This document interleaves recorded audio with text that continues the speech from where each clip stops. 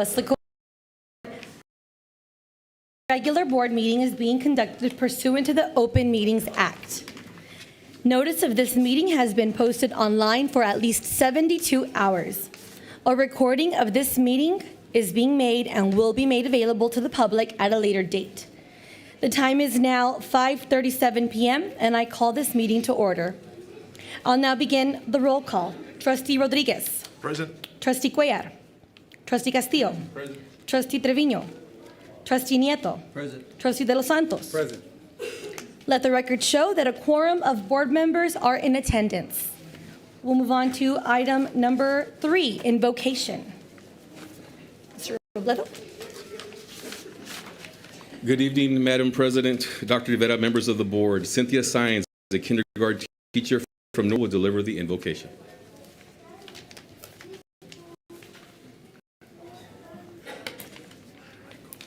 Good evening. It is both an honor and a privilege to stand before you today. Let us bow our heads. Loving and gracious God, we thank you for the opportunity to gather together on this glorious day, and we thank you for all the blessings you continue to bestow upon us.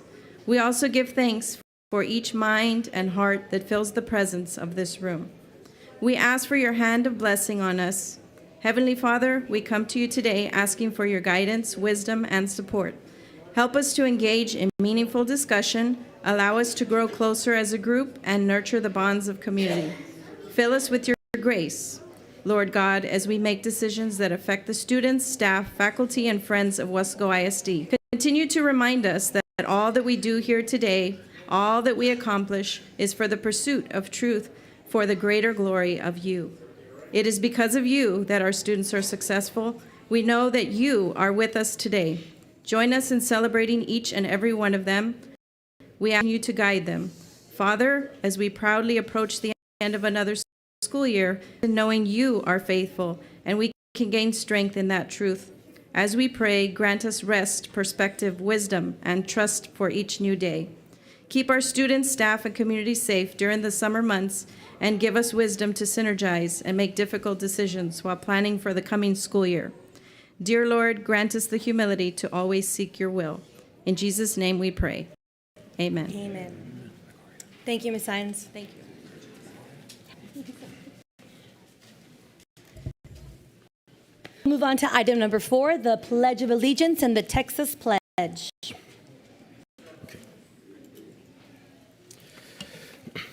Yes, Madam President, we'd like to introduce 2 students from Northbridge Elementary School. Would you all like to step up, please?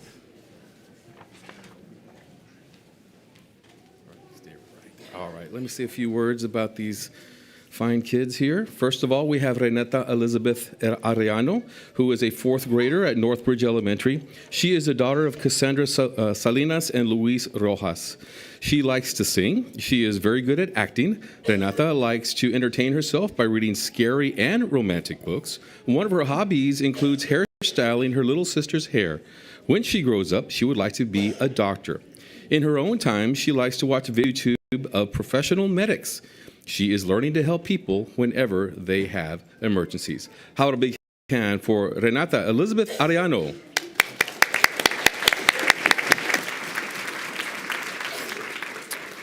Also with us this evening is Jaden Armando Padilla, who is a 4th grader at Northbridge Elementary. He is the son of Jose Armando and Camila Padilla. Jaden's favorite subject in school is math. He also likes to play video games in his spare time, likes to chop down trees with his grandfather. When Jaden grows up, he would like to be a doctor. Jaden states, "When I get sick, my parents take care of me. So when I grow up, I want to be able to take care of them. That is why I want to become a doctor." How to big hand for Padilla. And if the parents are here, can they please stand and be recognized?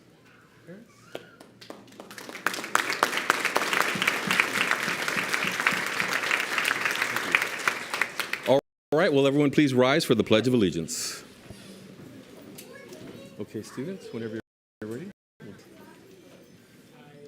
Pledge allegiance to the flag of the United States of America and to the republic for which it stands, one nation, under God, indivisible, with liberty and justice for all. Texas Pledge.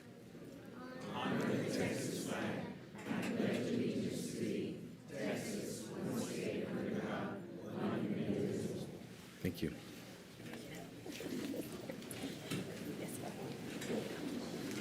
All right.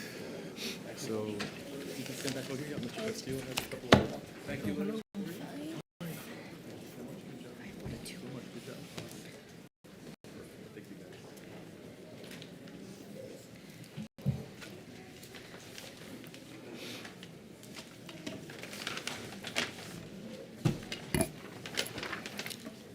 Let the record show that Trustee Cuellar and Trustee Trevino joined the meeting at 5:42 p.m. We'll move on to, the item number 5, awards and recognitions. Yes, Madam President, we have a lot of awards here as we enter the final month of the school year. So how to big hand for some students as they come in here. These are some of our artists from WISD. Come on in, kids.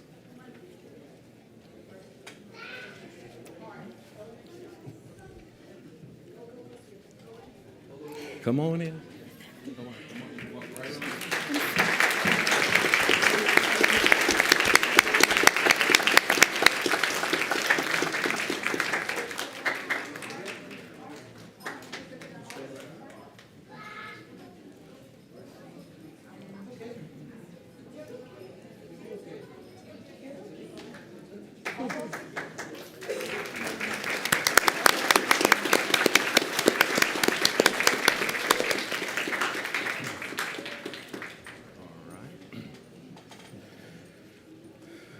So tonight we have some of our younger artists from WISD here present. As tonight the district continues to celebrate the arts this month, we are honoring several young artists who recently competed in the 2023 Texas Art Education Meet. These students received exemplary ratings. All right, students, so as I say your name, if you could please step forward so we can recognize you, okay? We're going to start off from Tony Rico Elementary, Kaylee Maldonado.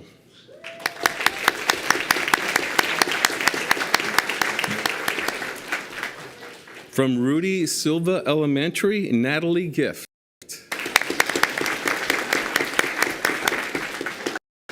Bella Amaret Morales. Giovanni Valdez. Zoe Zuniga. We would also like to recognize the sponsor, Natalie Llanos. All right. From PFC Mario Ibarra Elementary, Luna Fe Padilla.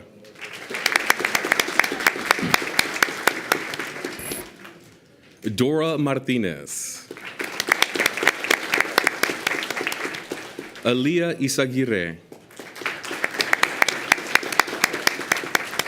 Sitlali Magdelano.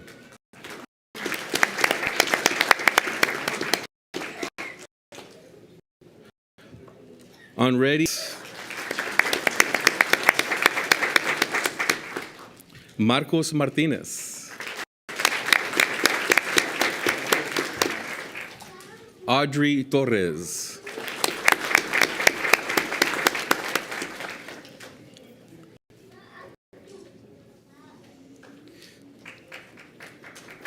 There you go.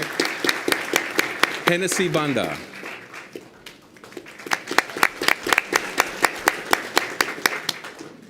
The winning team and top team awards are Anredi Balderas, Marcos Martinez, and Audrey Torres. Hennessy also received Texas State Youth Art Month Award, and her artwork will be exhibited at the state capitol. This is the first time in WISD history an elementary student has received this honor. Congratulations. The sponsor from Mario Ibarra Elementary is Miss Cynthia Duran. And I skipped one of my sponsors earlier from Tony Rico. The sponsor is Belinda Reyes. Okay, and I still have one more. From Dr. Armando Cuellar Middle School, we congratulate Ariam Padron, a student who won the Platinum Medallion in the UIL Junior Regional event. Congratulations. And her sponsor is Yasmin Beltran. Ms. Beltran, thank you. And tonight, we'd also like to recognize the parents who are here tonight of these kids, if they can please stand and be recognized. Parents.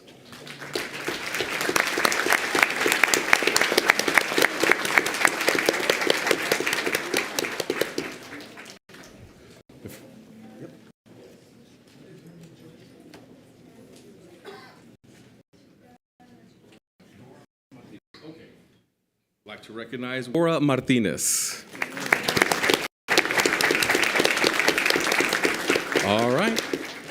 All right, students, you can exit this way. Once again, congratulations. Let's go. Those are the ones that are here? Okay. Let's go ahead and bring in our next group of kids. Tonight, we want to congratulate several students from Weslaco High School Orchestra. How about a big hand as they enter the room?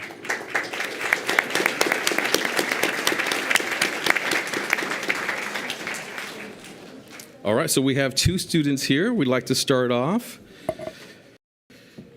as a Division I superior rating in UIL solo and ensemble. Let's have a big hand for Mateo Houston, who is playing the PLN.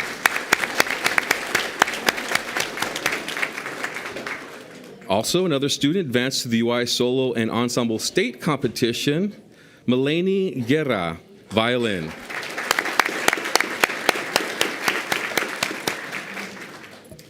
And I need to get your name. We'd also like to recognize their sponsor here tonight, Ms. Salas. And if the parents are here, can they please stand and recognize parents? Any parents here?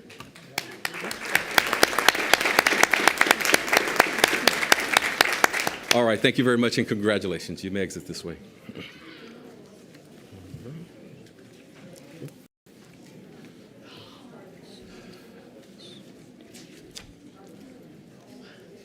Up next, we would like to recognize some dancers from Weslaco, the dance group, the Starlets.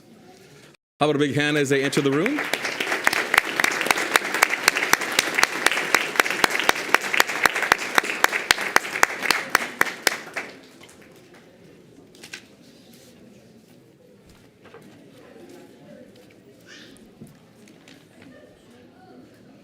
All right, so tonight we want to congratulate the Weslaco East High School dance group, the Starlets. This group of young ladies recently won the Sweepstakes Award, winning a Division I rating in all team dances in the recent Showtime competition.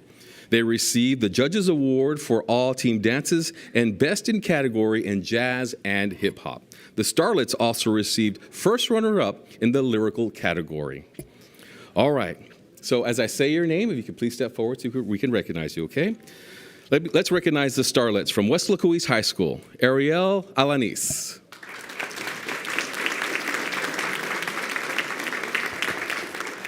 Brianna Brockington.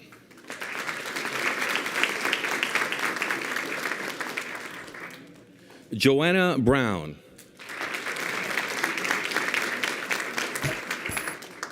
Journey Casares.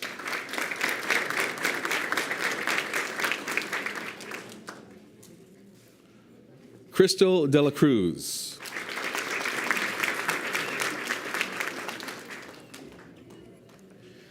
Julissa Espinosa.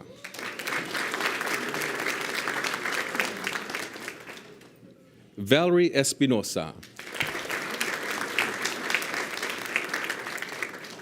Julissa Garza.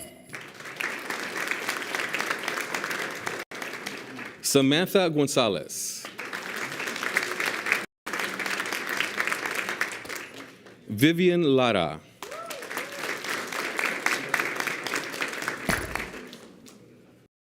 Orlando Lira. Ana Lopez.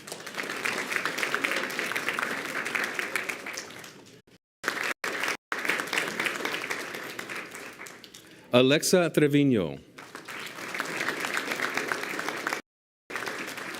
Haley Villarreal.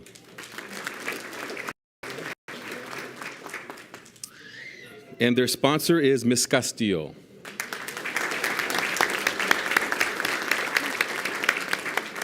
Parents, if you're here, can you please stand and be recognized? Parents of the Starlets.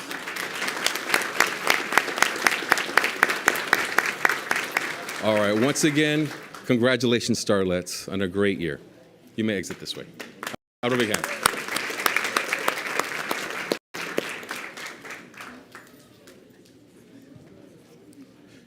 DeSantis? Okay.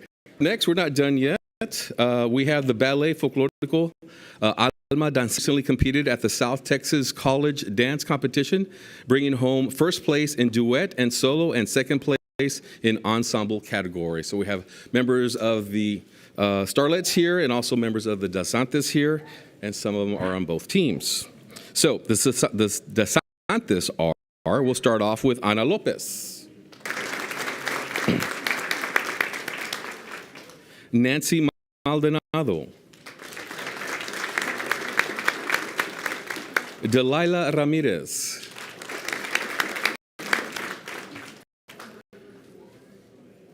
Tanya Garcia. Samantha Gonzalez. Vivian Lara.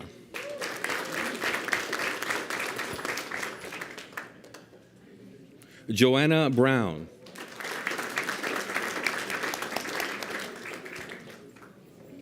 Alexa Trevino.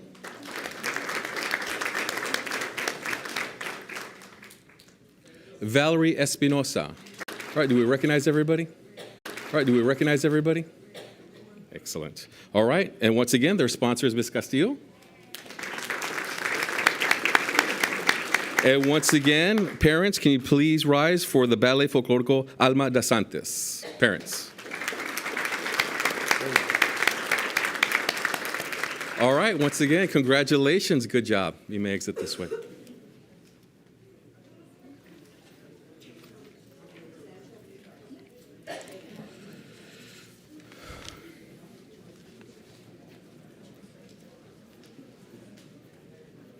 Okay, come on in. Where's everybody else?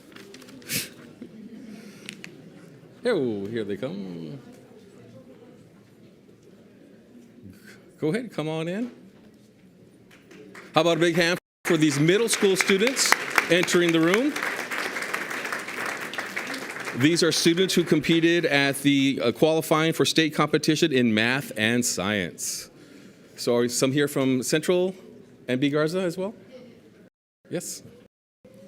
Okay, so tonight we have several middle school students here who qualified and competed at the state level in math and science.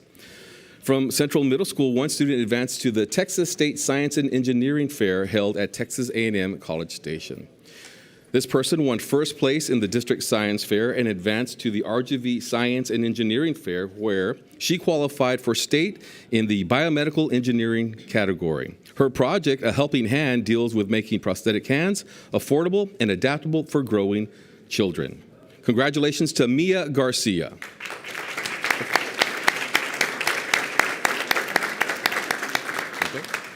All right, so I'm going to recognize everyone else that's also here, but let me say a sponsor for Mia is Rene Castellanos. Also with us here are several students from B. Garza Middle School to San Antonio to compete at the State Texas Math and Science Coaches Association meet. B. Garza was the only Weslaco school to qualify and face off against 50 6A schools from across the state. Tonight we want to celebrate this great accomplishment. So as I say your name, if you could please step forward so we could recognize you, okay?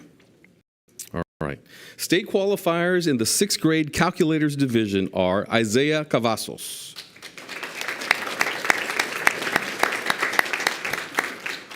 Rosalind Sosa,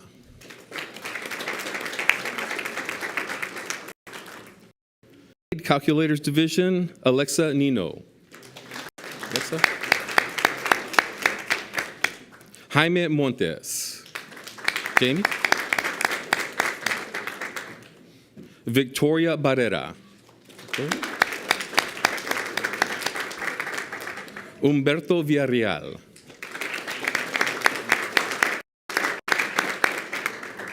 In the 7th grade number sense division, we have Emily Ramirez. Israel Torres.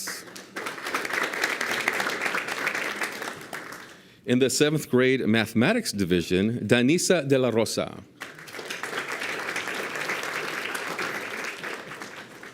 In the 8th grade mathematics division, Jose Acuña. In the 8th grade calculators and mathematics division, Aaron Ibarra. Also, Giovanni Lozoya. In the 8th grade calculators division, Josias Lepe. Allison Salaya.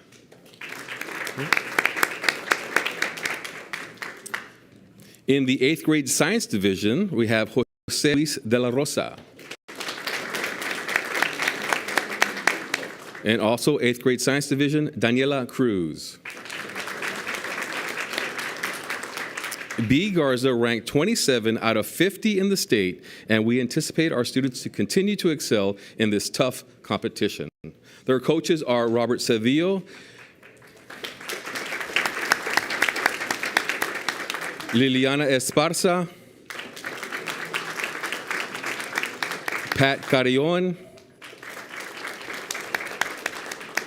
Maria Murillo, Julio Trevino, and Michael Vasquez. If parents are here of these students, can they please stand and be recognized, parents?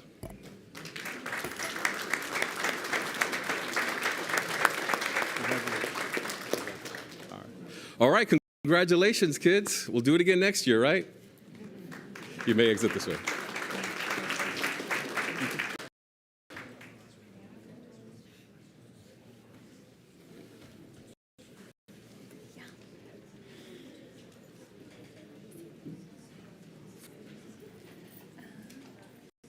All right, how about a big hand for some students from Weslaco ISD High School as they enter the room for UIL academics. Okay, none. All right, kids, are y'all ready? Have y'all been here before? All right, as I say your name, you can please step forward so we could recognize you, okay?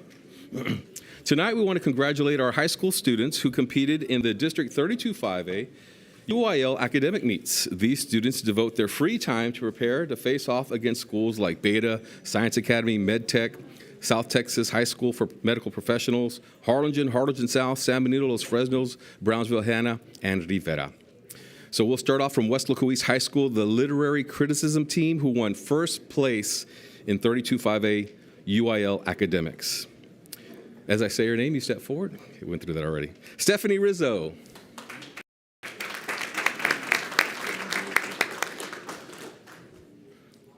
Giancarlo Ortiz. Omar Gonzalez. And winning first place individually in literary criticism, Ruby Espinosa. Okay. The Weslaco ISD High School UIL journalism team won the district championship for the 8th consecutive year. Team members are Zenya Alanis, not here. Victor Palacios. Raven Ozuna.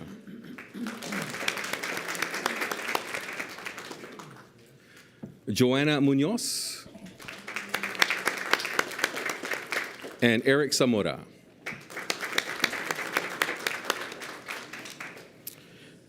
Also winning first place in 32-5A District UIL meet in copy editing, feature writing, and news writing is Paisley Garza.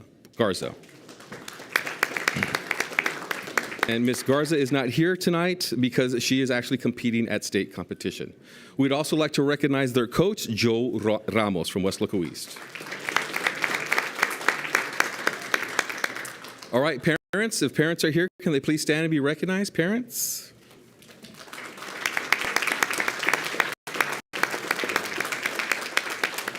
All right, congratulations, students. You may exit this way. How a big hand as they leave the room.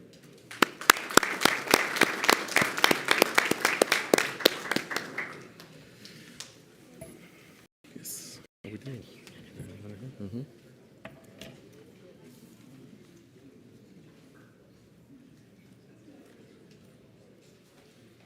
All right. Well, tonight to announce that 2 high school students were recently selected to the prestigious Bluebonnet Girls State Conference. And representing Weslaco High School, we have here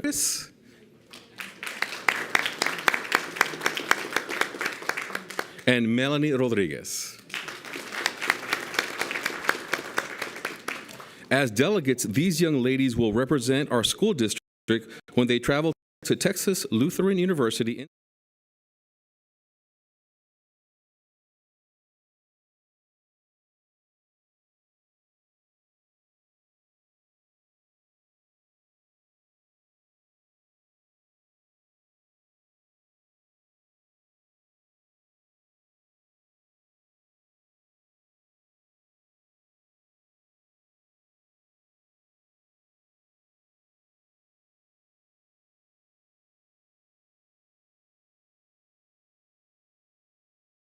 All right, come on in, come on in.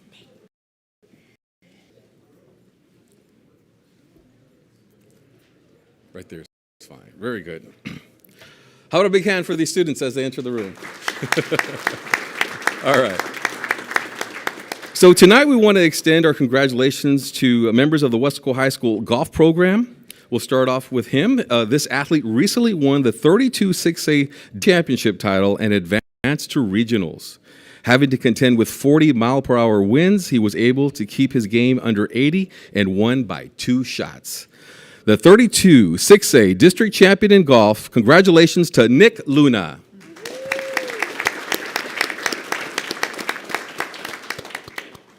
And we'd also like to recognize his coach, Coach Givlitz. We also have several athletes who also post-season distinctions. And we'll start off making academic all-state second team, Weslaco High School girls soccer, Mireya Alonso, she's not here. Marely Moreno, not present as well.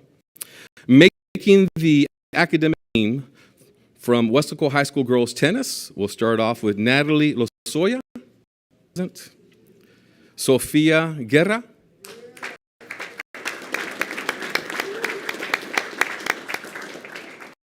Weslaco High School boys tennis teams, academic all-state second team, Samuel Guerra.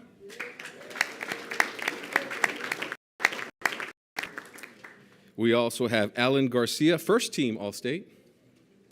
Academic all-state first team, Judah Castillo.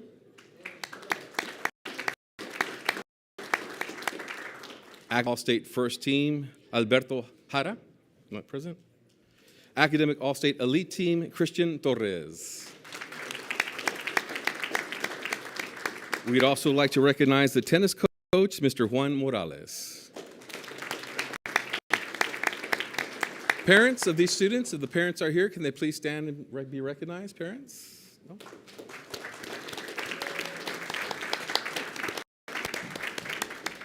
All right, once again, congratulations. Can I exit this way? Good job. Thank you. All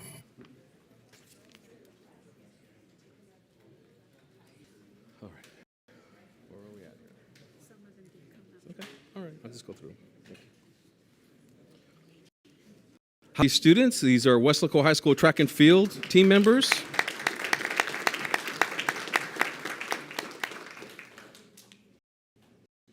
All right. So Weslaco High School track and field team had a tremendous season. Both boys and girls took home some district titles. We'll start off with the Lady Panthers. as they claim the 32-6A championship in the 4x100 meter relay. As I say your name, if you're here, if you can please step forward, okay? We'll start off with Andrea Torres, not here. Caitlin Black. Alessandra Torres. Also on the team is Sadie Romero. Making the academic all-state second team are Jada Huff. All right. Well, the Weslaco High School track boys champions are here also. And this team won several awards. The district champion in the 4x100 meter relay, John Garcia, is here. We also have a district champion in the 200 meter dash, 4x100 meter relay, and the 4x200 meter relay, Gavin Silva. Also receiving all-state academic honors, second team, Anthony Anciso. Second team academic all-state honors goes to Cesar Gomez. Girls track and field head coach is Pablo Almaguer. And the boys track coach is Gus Cabrera. How about a big hand for the students' parents? If parents are here, can you please stand and be recognized? Parents. All right, congratulations, students. We'll let you exit this way.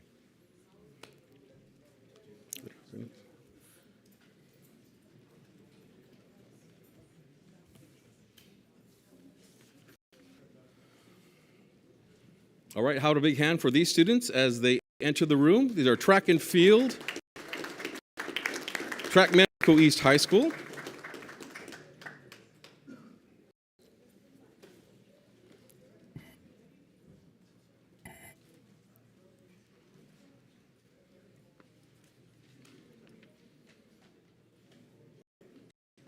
All right, also have some members of the girls team. All right, so tonight we want to congratulate the Weslaco East High School boys track and field team on a tremendous season. The Wildcats are the 32-5A district champions and area champions as well. How about a big hand for them?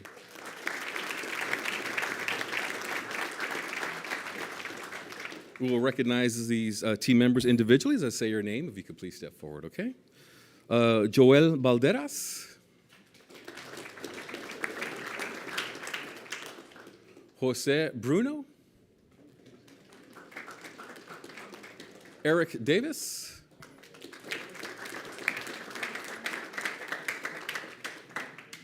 Octavian de la Serna.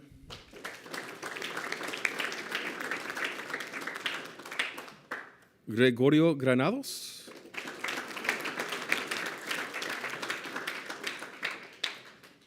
Evan Mascoro.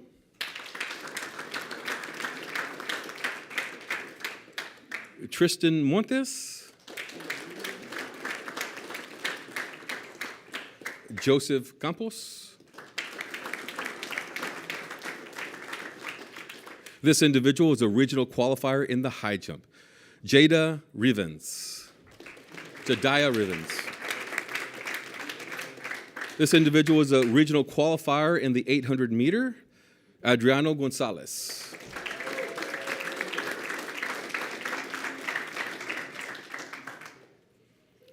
This individual from Weslaco East was a regional qualifier in the pole vault. Jonathan Munoz. This person was a district champion, regional in the 4x100 meter relay, Margarito Pompa.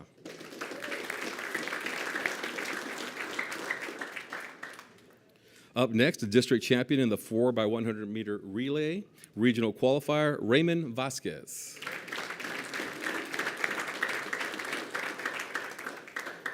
Up next, we have a district champion and regional qualifier in the 4x100 meter relay, Gianni Ortiz.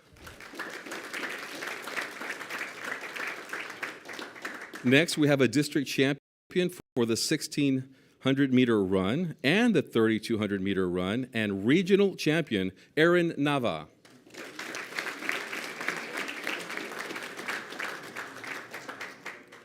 Up next, we have a district champion in the 4x100 meter relay, district, area, and regional champion in the 100 meters and the 200 meter dash, setting a regional record in the 100 meter dash. He also received academic all-state first team honors from the Texas High School Coaches Association. How about a big hand for Gael Romo. We also have a regional qualifier in the shot put, academic all-state second team, Ricardo Sustaita.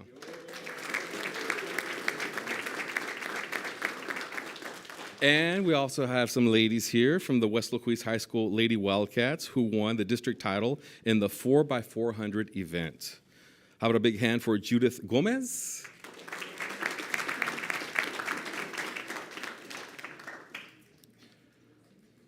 Maddie Castillo?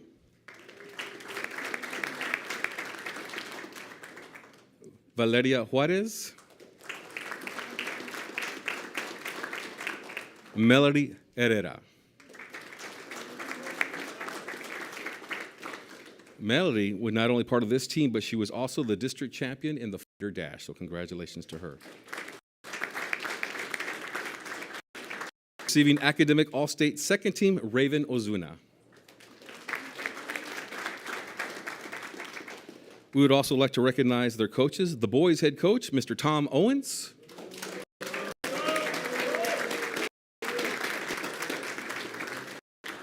And girls' head coach, Josh Davis.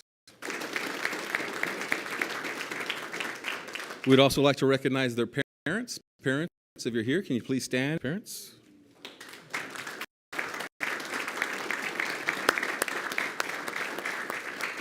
All right, congratulations on a great season. Once again, you may exit this way.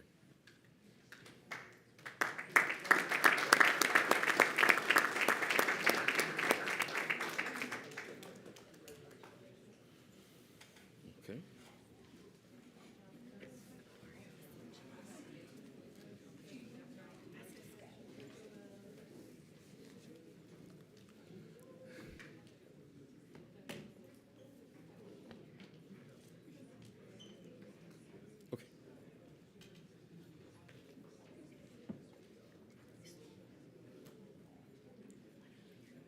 How about a big hand for our student athletes from Weslaco ISD High School, recent district champions in baseball.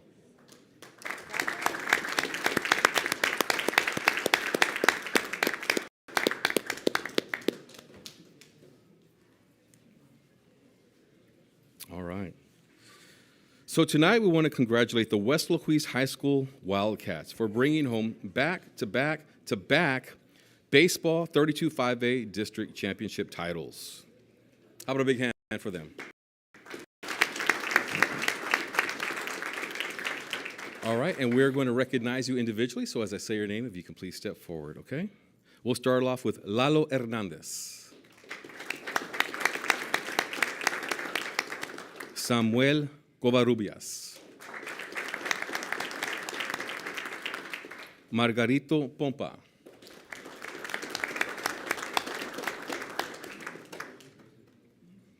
Aiden Gonzalez. Tony Solis. Fabian Trujillo. Edward Villa. Joseph Perez. Andy Rodriguez. Ryan Escamilla. Jesus Grimaldo. Adam Alejandro. Nathan Rivas. Receiving academic all-state honorable mention distinctions are Joey Rodriguez. And this individual not only is All-State Honorable Mention, but also has been selected to the State All-Star Game in Round Rock, Alex Solis. We'd also like to recognize their coach, Mike Brown. Parents, if you're here, parents, can you please stand and be recognized of these gentlemen?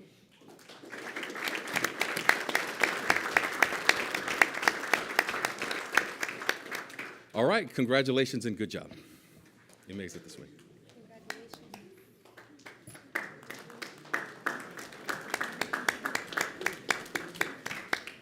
And that concludes our awards and recognitions. All right. And our boardroom is empty. Give them some time to walk out. Congratulations to all the students and their coaches and the parents. Okay, where were we?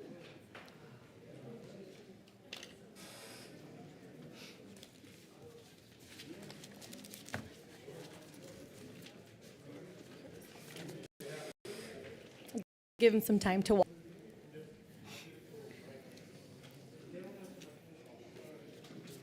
We'll move on to item number 7, public comments. There are 3. Okay, can we start with the first one? First one is Israel Gonzalez. Okay. Thank you.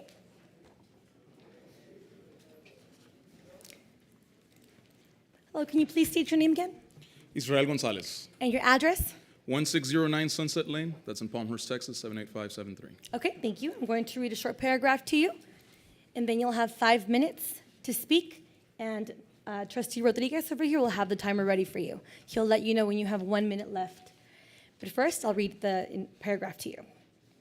Pursuant to the Texas Open Meeting Act, Board of Trustees may not deliberate on any comment made by a member of the public on a subject that is not included on the agenda posted with notice of this meeting. As per the Texas Attorney General, the scope of board discussion for a subject not part of the meeting agenda is limited to only a proposal by a board member to place the subject on a future board agenda. Specific factual information or recitation of existing policy may be furnished in response to inquiries, but the board shall not deliberate or decide regarding any subject that is not included on the agenda posted with notice of the meeting. Audience participation at a board meeting is limited to the portion of the meeting designated for that purpose. At all other times during a board meeting, the audience shall not enter into discussion or debate on matters being considered by the board unless recognized by the presiding officer. No public comment presentation shall exceed 5 minutes. Any disruptive behavior by any speaker may result in the speaker's removal from participation in the meeting. Please be mindful of using names or personally identifiable information, as there is no immunity from defamatory comments while participating in public comments. You have 5 minutes and your time starts now. First of all, thank you so much for having me here tonight. I have been a teacher for Weslaco for 6 years, and in that time, I have faced some unique challenges that have helped me grow professionally and as a person. And for that, I'm very thankful for those opportunities, and that's the reason I stand before you today. The reason I'm here is because about some of the things that have been talked about in previous agendas. We'll start off with teacher pay, as it revolves my entire presentation revolves around that. The proposed or approved raise was 2.5%. My question or my rebuttal to that is we need only look at the year-to-date inflation of 5%, and that tells us that we're not at a competitive rate. I am being asked to take a 2.5% loss in purchasing power so that I may remain a teacher at Weslaco ISD. Now, the reason that I can wholeheartedly and confidently say that my peers and I deserve a more appropriate raise is because of the danger and disrespect that is present to the staff. The discipline has changed over the years, and recently it has changed a lot post-COVID. And I have teachers that, just in the last 5 days, teachers in my hallway, 2 teachers were assaulted in the last 5 business days that I'm aware of. This is only what I'm aware of. I'm sure a lot of things are happening that I am not aware of. This is only things that I witnessed or that an opportunity to speak with somebody because the matter was right next door to me. I have personally been threatened. So this is behavior that is consistent by students where it is not being addressed. Students feel comfortable moving this red line. So we're just asking that we be compensated for a risk. In any job, when there is a risk involved, pay goes up. You know, we talk welding, suddenly it's underwater welding, there's a risk that goes associated with it, pay has to go up correspondingly. We're in a position where we're being asked to press charges of the schools to do something. This is not acceptable. We can't ask, we're placing part of the community, which is a teacher, we're asking them to go against another part of the community. We're pretty much setting up prison to pipeline, and we don't want to do that. Or, I'm sorry, school to prison pipeline. Our job is to make sure that we break that. So I think that the best thing that needs to happen is the district needs to step in, especially when the teacher is gracious enough to not want to press charges. The district needs to step in and make it mandatory, where there's no discretion by administration or anybody, that they have to send a clear message that certain will not be tolerated. Safe schools are good schools. We are a great district, but we need to have safe schools so that we can be a great district. Having a safe school means that the children that go to this school will be in an environment that fosters a positive learning environment. Now, I understand that Weslaco is in the hole. There's been conversations about that, about finances, but we're asking teachers to sacrifice. Every step of the way, we ask teachers to sacrifice. It never changes. It's always the teachers that are asked to sacrifice. We've reached a point where asking teachers to sacrifice even more is proving detrimental to the overall learning out students. It is also having an overall negative outcome on the entire campuses. People's morale is down. I mean, it is a hostile environment when you are being threatened, when you can be assaulted. And my message is very simple. If the best thing, the one thing that I think all parents want is that their child arrives home safe. We want the same for all students. We want the same for all staff. I'm just asking, let's correspond. Let's make sure we get these teachers some hazard pay, something a little bit more competitive. Weslaco ISD is, let's put our money where the mouth is. Let's stand behind our teachers. Let's make sure that we enforce our rules. And again, good schools or safe schools will give us great schools. Thank you so much for your time. You have a great rest of your day. God bless. Thank you, Mr. Gonzalez. Madam Board President, we could just make a point of clarification. A raise has not been approved yet, so we're still working on that. So thank you for bringing those words. Appreciate it. Thank you. Thank you. We have another public comment. Next one is Lisette Engel. Lisette Engel.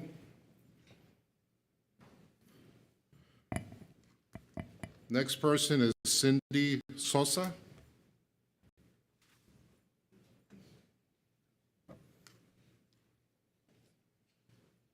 Hello, can you please identify yourself? Your name? Good evening. It's Cindy Sosa. I'm the Director of Large Market Account Management, Blue Shield of Texas. Okay, can you please give us your address? 7806 I-10 East, I-10 West, San Antonio, Texas. Thank you. I'll read a short paragraph, and then afterwards you'll have 5 minutes.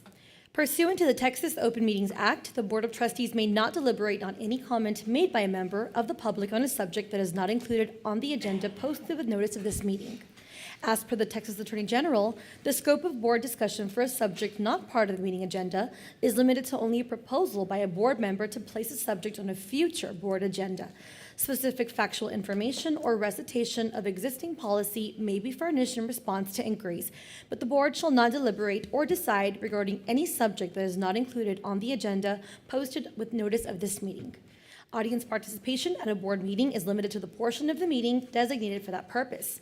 At all other times during a board meeting, the audience shall not enter into discussion or debate on matters being considered by the board, unless recognized by the presiding officer. No public comment presentation shall exceed 5 minutes. Any disruptive behavior by any speaker may result in the speaker's removal from participation in the meeting. Please be mindful of using names or personally identifiable information, as there is no immunity from defamatory comments while participating in public comments. You have 5 minutes, and Trustee Rodriguez will let you know when you have 1 minute. Thank you Time very starts much. Board President, Superintendent, Board of Trustees, I just want to thank you so much for your business since 2017, and it's been an honor to serve your employees as their health plan administrator. We're also very proud to serve the Rio Grande Valley. We have currently, Republic of Texas currently has 14 large school districts that we serve right here in the Rio Grande Valley. So I just wanted to thank you very much for your opportunity. Thank you again. And tonight, I hope we can earn your trust, continue to earn your trust to be your health plan administrator. Thank you very much, and thank you for your time. Thank you very much. Are there any other public comments, Mr. Martinez? There are none. Okay. Move on to item number 8, the superintendent's report. Dr. Rodriguez? Yes, thank you.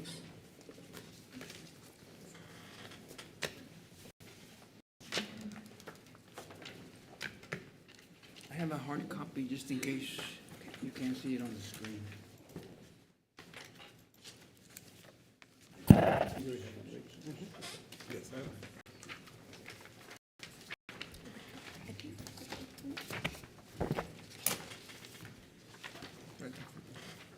Let me start with the enrollment.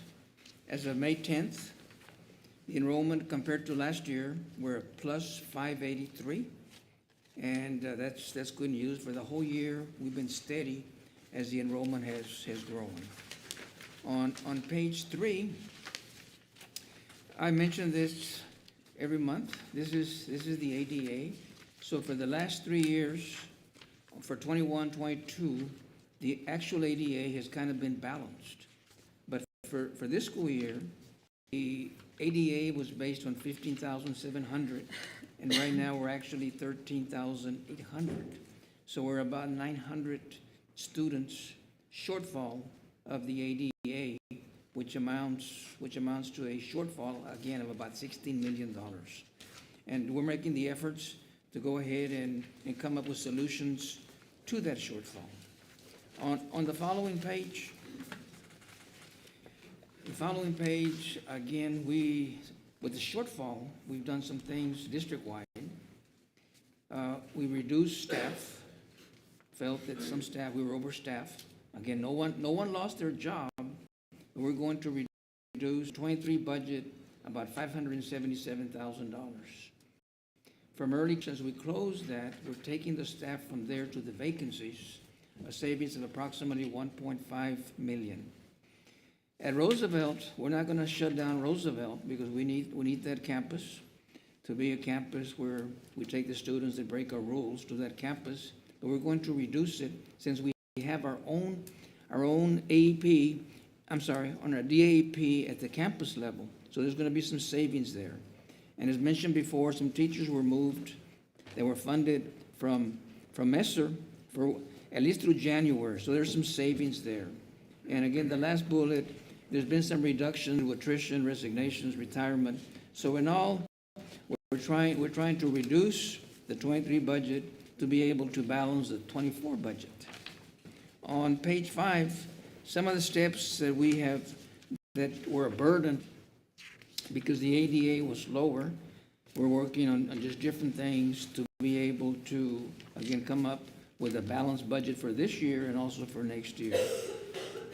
What happened was that when the budget was approved last July, there were some items that were added, approximately $579,000, and additional cost to the budget about $1 million. There were some things that were done where you increased the budget after the budget had been approved.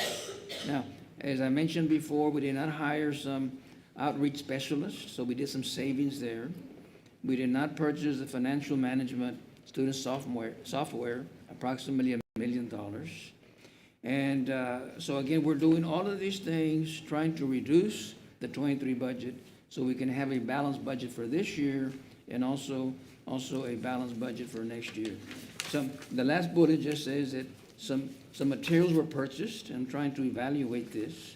Some bilingual materials were purchased, pre-K through 12, for about $574,000 that was purchased, but right now the principals didn't buy into it, so it's not being used. So we're finding a way to be able to either go ahead and just find a way where we can, if we can use this money, but it's spent already. So we got to figure a way to go ahead and use it, or or just discarded completely.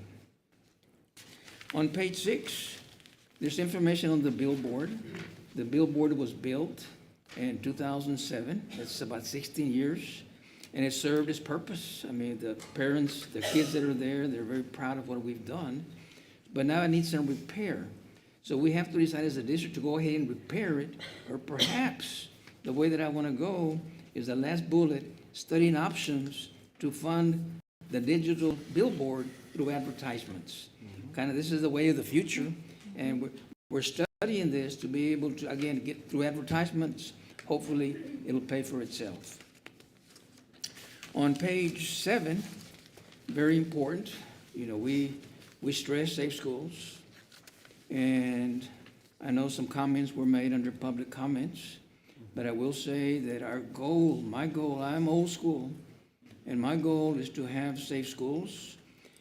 I've got an open door policy, so anyone that feels that they have been not listened to, or perhaps being bullied or assaulted, if no action is taken at the campus level, I just want to make sure, very clear, that I want that person to come and talk to me, so I can see exactly what happened, and I can guarantee you that we will have safe schools. Again, I'm old school. I believe in discipline, and we're supposed to make sure that our schools are safe. What I have done is I informed the board every week. I asked the principals if we had fights on campus. And I can say for the last 2 weeks, after I put this policy in, and they report to me every single day, the fights have been reduced. Practically no fights at all for the last 2 weeks. But again, I'm a strong disciplinarian. I believe in discipline, and I can assure you that if any of our teachers are assaulted, there's going to be consequences. I will not have a school that's not safe. I can guarantee you that. So on this bullet here, or on this agenda item, we do have police officers on campus. We have 8 officers on campus. We're trying to get more for next year. Go ahead and have this in the elementary schools. And that's the goal that we have, to work with the city to see if we can get this grant going to add more police officers to our schools for next year. So that's the goal that we have. On page 8, I want to report on the self-funded health insurance, what we have right now. This is a report I give you every month. As you can see, the claims, there's a difference in the claims, but an increase in the fixed costs. And as I mentioned on the rebates, right now, what we have received through April is $311,000. Now, the estimates that are coming in, and again, I will let you know every month how much we get, are about $800,000. And we don't have the fourth quarter yet. So as we get the rebates, I will report to the board to make sure that we get the rebates that are due to Weslaco ISD. If you can see to the left on the funding, we're self-funded. We've got approximately $20 million. Through April, we've spent about $15 million. So we've got about $5 million left for the rest of this year. But on the bottom, again, with the rebates, with the extra COVID monies coming in, with the stop loss, it's an additional $5 million. So we feel comfortable that by the end of the year, we're going to come out okay with a self-funded health insurance. On page 7, we also have an update on the self-funded workers' comp. And you can see compared to last year, we had 7 more claims, but less money's incurring. So the fund balance, we budgeted $460,000. We spent about $234,000. So we do have reserves of $225,000 plus a fund balance of $268,000. So we do have a healthy fund balance in the workers' comp. On page 10, as I mentioned earlier, we want to reduce the budget. That's the goal that we have. We're not going to go out there and increase the budget, more monies, more spending, and then ask the citizens for bond elections. So we're reducing the budget, and as mentioned earlier, we're looking at teacher pay raises. My first term here, superintendent, we were among the highest in Region 1 with salaries, and now we're not. So a goal that I have with this board being very supportive, we want to increase the pay for our staff or our teachers, and really all staff. So on the bond election, the next step in July is we need to select a bond council to prepare for the bond order and then come up with the legal matters and possibly call the bond election in July. The last date to call the election is November. So the bond election, if the board approves this, will be in November. And again, I mentioned to you before, there are many needs in the district, and we cannot do everything in 1 year or 2 years. So the only way, or the best way, is to call the bond election, and the legislature will give us more information. But right now, if we call a bond election, the state will pay approximately 40%. So that means the district will cover the 60%. So again, it's a good deal, and it's needed. Our schools are in bad shape with the roofs, with the air conditioning, and other matters. So again, as the summer goes by and for next year, we're going to go ahead, if the board decides to go with the bond election. But again, it's something that's needed at Weslaco ISD. I left here 11 years ago, the superintendent, and I'm not blaming anyone, but during that time, very, very little has been done. Now it's time to catch up and go forward. On discipline 11, we're going to purchase for this coming year some vaping sensors. One of the big problems we have right now in our schools is that our students are using this in the restrooms, in the locker rooms. So you can see this is kind of what it will look like. And we need to make sure that if we put these in, there's some kind of cover to this where it won't be vandalized. Mm-hmm. So that's the goal that we have. And on page 12, we will have a very active summer school for all kids, the ones whether it's recreational or whether it's remediation, in all three elementary, the middle schools, and the high schools. This is my report. Board members, do you have any questions on any of these slides? And staff is here if you have any questions that need to be asked. Mr. Castillo has a question? Yes, sir, Madam Board, or yes, ma'am, Madam Board President and members of the board and Dr. Rivera. So on your billboard idea, awesome idea. That'd be great if we went that route. Dr. Rivera, on your slide about the MOU with the COPS grant and the SROs. Yes. Have we been able to look at the feasibility of creating a district police department? Because we're spending $455,000 on that MOU and those costs. So I don't know what's cheaper or what's more expensive. We're studying this option. You recall when I was here the first time, we did have a police department through a grant. So we're looking at that, and yes, that is one option we have to explore for the next year or for the following year. It is something that I think we need. Big districts have this, and we want to go ahead and kind of do the same thing. So yes, the answer is yes, we are looking into this. Mm-hmm. What's your timeline, sir, as far as presenting options to the board? It has to be, it's kind of difficult to do for next year, but we're looking at it for the following year. Yeah, because I think, if I remember correctly, we could create it this year, but it takes 1 year for it to go into effect. Yes. So, yeah, so I just wanted to ask that question. And then on Blue Cross Blue Shield, Doc, what are the fixed costs? Like, what is that?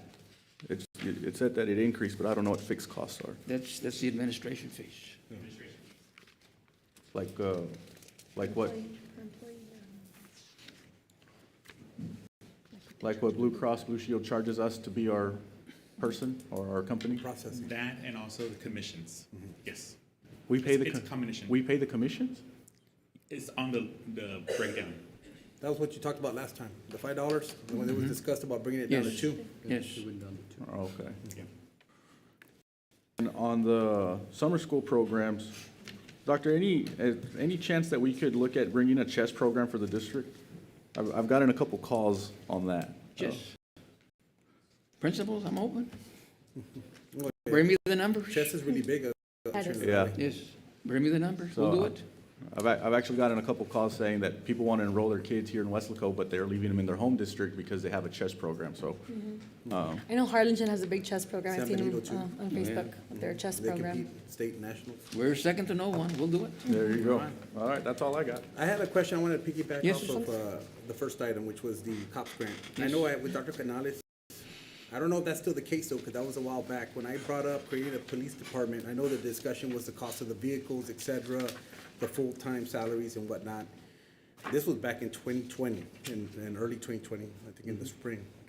And then, but I don't know, I don't have the detail, but I know she told me that the school district currently still had a certification that was there and we didn't have to renew and go through a window because it was still available. Some license or whatever we had gotten through the state at the time was still available. Let me ask Mr. Reyna.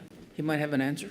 Like I said, that was in spring of 2020, we're 3 years later, but does that expire? Is that still available? Back then, the cost was the issue, but the certification was currently in place. I think all we had to do was just maybe sign some documents or sign something, and then we could automatically.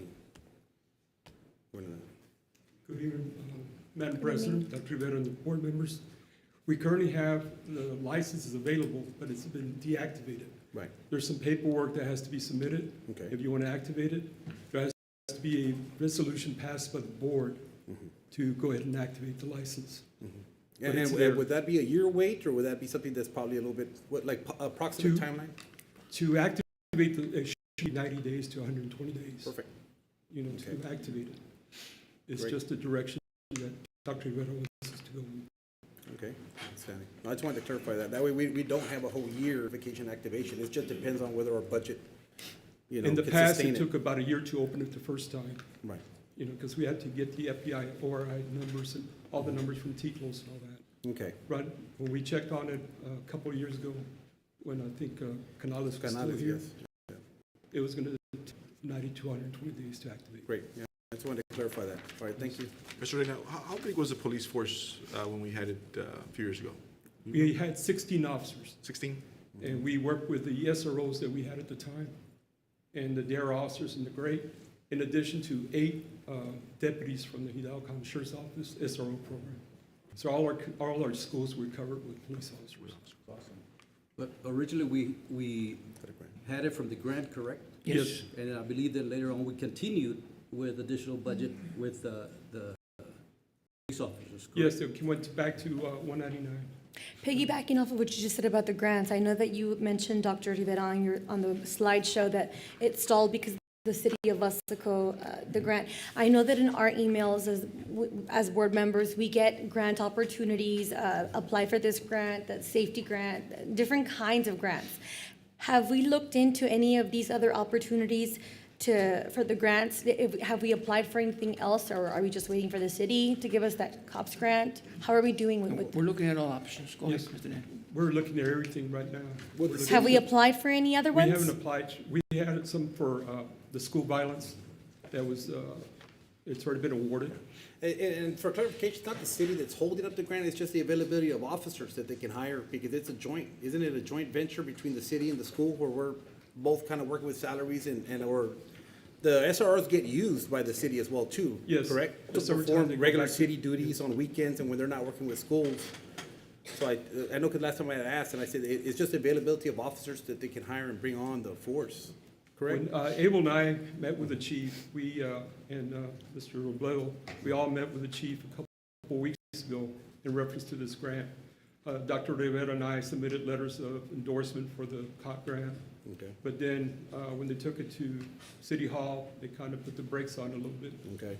So the deadline for that grant was submitted today. So we had originally requested 14 officers, Right. 1 officer for every elementary, additional officers for the high schools, comprehensive high schools, because we still have activities till 10:30 at night. So they were going to help cover those extra activities at night. Yeah, I think the city has to deal with unions and stuff, so they got to do collective bargaining and all this Yes, kind of yes. stuff that we don't have to deal with. Right. So Okay. I would imagine that puts a delay on things. Right now, we even started doing a cost analysis to look at what we need to do. And right now, we're looking at maybe $2.5 million just to get started. Sounds The about startup right. costs. It's a lot of It's a lot of money. Oh, yeah. That's come out, always kept saying it's more to try to get, you know, The with SROs. Wesco PD and get their SROs. Right. The cost would be half of that. Okay. Any other questions or comments? No. There at San Benito, when I was in San Benito, we had a campus police. Yes. And it seemed like they ran, or they used more authority, or they were more visible, more active. They took more active roles, in my opinion, watching them than when I was here at East. And we had, Weslaco police there, city police there. And it just didn't seem like they were as active or as involved in the day-to-day that I had seen, for 3 or 4 years that I was there at San Benito, or 3 years that I was there. I really saw an active role from One them. of the things, Coach, is that the law changed around 2013, 2014 about Class C misdemeanors, and they used to be more involved in, breaking up fights, filing charges and all that. All that went out the door. Right now, they're looking at more serious crimes. So then if we would benefit from having our campus police department because they would be able to be more actively involved? Yes, but they would not be able to file the Class C misdemeanor charges because that passed statewide. Okay. They could still go file a complaint with a JP or municipal court judge, but they could not file citations to these kids. And that's what they were doing, back in 13, Back in- 14, yes, 15. and that's when- So okay. they're more active. They're, breaking up fights, they charge of public intoxication. The kids would get charged Yes. for that, all that stuff. So all that stuff went out the door. And Back then. I don't think we necessarily want that. We just want it more as a deterrent kind of Yes. thing. And then when we have our own, for example, the chief of police would answer to the superintendent. Yes. As opposed to it is Well, now. but yes, but when you got fights going on right in front of you and nobody's moving. No, I other agree than with the you. teachers, Yeah. That's, They would be a little bit more responsive to us because Yeah. they would be answering to that man right there as opposed to Correct. the city manager. yes. Right. And see, our guys were trained in, CPI, dealing with these special needs kids. They also had the counseling background to deal with the kids. Now that you mentioned CPI, and I know you mentioned in other meetings, are we working on the certain for the more staff other than just a certain number of teachers getting CPI certified? It's Not open yet. to everybody who wants Okay. it, just having the principal send people in. I send them security guards, even though it's only every 2 years certification, I send them every year to get techniques, to work on the techniques with the instructors. So they go through CPI every year. And then, the second year would be the one that, you get your test, you get your card and everything. So we're doing the CPI. Okay. Because like the teacher said, a lot of times it's the teachers who deal with that stuff happening in their classroom, in front of their face, and how do you hold a kid back Right. if you don't know how? So Right. it's really important that I believe that the teachers, everybody, the staff, is CPI certified. Can CPI be used to restrain all populations, or is it only for certain? You can use it for everybody. Okay, The training you get can be used to get for with anybody, anybody. any situation. Right. I mean, Coach after the training to become instructors back in the mid-90s, I believe. Correct. And we came back from training people there at Wesco High School. Yeah, so Mr. Reyna, when we went to training, then he came back and did the training for whoever the principal wanted to have the training for. So it all depends. It all Yeah. depends. Well, it was voluntary, but I'm thinking more mandatory, because everybody, at any time, no matter where you are in the school, a fight can break out in front of you. Yeah. And how are you going to stop it Yeah. if you're not, You're if on you don't duty and know? you can't touch, you can't even get involved, so, yeah. And just like Mr. Trevino said, yes, at one time, the officers were very strict, but again, it all depends on the expectations from the director and the principals. What do you expect them to do? Of course, there are certain limitations, but, it's a coordination to improve that. Right. Mr. Reyna, what about, I know everything takes time and so forth, but what would happen to our guards if, let's say we did, a year and a half, 2 years from now, we went ahead and implemented, we got a police force? We What would happen? still need You will security keep them. guards. We'll keep them. Okay, now what about grow your own? I mean, once we got a timeline, hey, we got an approval, and how easy would it be for security guards to become campus police officers as well? You have to go through the certification process. How long would that It can take anywhere certification? from 4 to 6 months in a regular academy. It might take you all year at night academy. Some of our guards have gone through the night academy and become police officers. In fact, one of them just got hired by Weslaco PD within the last year or so. And he was one of our ex-police officers, ex-security guards. That's not a bad idea. I think STC has a program, Yes. right there in FAR by Southwest High School where they have the training deal. Maybe we could do an agreement or an MOU with STC where we could have kind of grow your own program like Trustee Trevino was saying. When I started the department back in '99, we created a joint effort between the Sheriff's Office and Weslaco ISD where we're training our security guards for their basic, back then it was a reserve license, which was 124 hours. And then, but they did away with it, the coast did away with that certification. So we're not able to, let's say, I mean, obviously that takes, let's say we want some of our security guards, campus security guards, to become licensed and can be able to carry and have a weapon on campus. You know, now we have a security guard / somebody with a weapon on. How hard would that be? I mean, obviously it would lack the certification of a campus police officer or the title, but, you know, we'd still. There's other options out there that a lot of smaller schools do. It's a guardian program, that all you need is your concealed handgun, permit to be able to carry. There's another one, it's called the Marshals Program. That's a little bit harder to get into because you have to abide by certain rules from the TCLOS to get that card to be a campus marshal. I visited a district in East Texas, and they had an AR-15 at every campus, and they had signs saying, "We are packing here." I think it was a guardian program district. And so only one person in the campus to it, but it was there, and everybody knew it was there. I want to give a shout out to Weslaco East this week because I attended a court hearing with Judge Singletary this week, and it was full of sheriffs in the gym, and I felt so safe. It was just the safest school in Texas that day. It was full of sheriffs, and it was so powerful for the kids to hear, these men and women who were getting sentenced, unfortunately, in front of them. It was very eye-opening. So it does bring a sense of safety, I agree. But, it's going to be hard to I think have a weapon. I was there on also, and I campus. think we had like 20 officers, between Weslaco PD and the Sheriff's Office. It was a very, very good event, and they did say, by the way, if you want you to keep doing the court over to Weslaco ISD, they would be more than willing to come by and share with the children, the students, those court cases, those court hearings. And maybe we could do some kind of hybrid, still have SROs, but have our own police department, so we could have all the campuses covered. And right now, that seems to be a hindrance because of what's going on at the city with their whatever procedures. That's what Dr. Rivera did the first time. He kept everybody on board. So Yeah, that's- that would be nice if we had every campus covered with a police officer. Any further questions?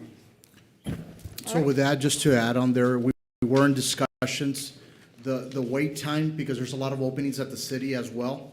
So the turnaround they were looking also late spring, trying to get, they have their openings, our openings, getting them going and so forth. But we did look at an aggressive approach forward with that COPS grant, but it did stall, in our communications, but we're going to continue evaluating. Could we possibly look at that resolution, maybe bring it to the board for approval so we can at least get the ball rolling? It seems like everybody up here is in agreement with respect to exploring the possibility of a police department.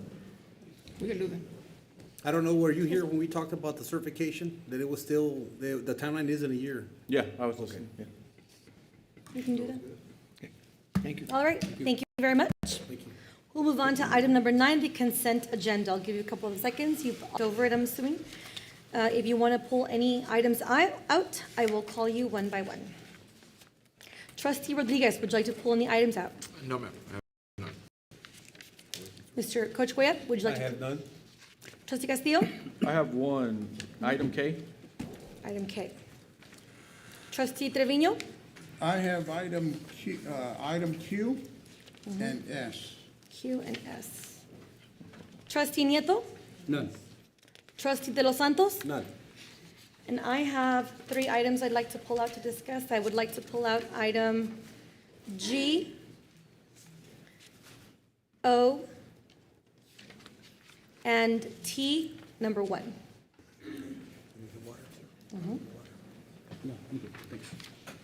I'll take them. I'll move to approve the consent agenda with the items G, K, O, Q, S, T. Number 1. Okay. Did I get them Do we all? have a second? Yeah, you said it right. Second. We have a second. We have a motion by trustee Rodriguez and a second by trustee Castillo to approve the consent agenda, excluding the items mentioned that we just pulled out. Go ahead and take it to a vote to approve the consent agenda. Trustee Rodriguez? Aye. Trustee Cuellar? Aye. Trustee Castillo? Aye. Trustee Trevino? Aye. Trustee Nieto. Aye. Trustee De Los Santos? He just looked at. Okay, motion passes. Now we'll go over to the items that were pulled out, and we'll start with trustee Castillo, item K, which reads, approval of purchase of the Summit K-12 online licenses and curriculum literacy program that provides bilingual ESL teachers the ability to differentiate and monitor progress and support emergence for the TELPAS state assessment. Trustee Castillo? Yes, I just have one question with respect to procurement. It says that it's sole source, but I know that some of the K-12 has competitors. So that's my question. Are we good on the procurement? Because it's like 100 plus, the sole source. Let me ask. Ms. Moreno?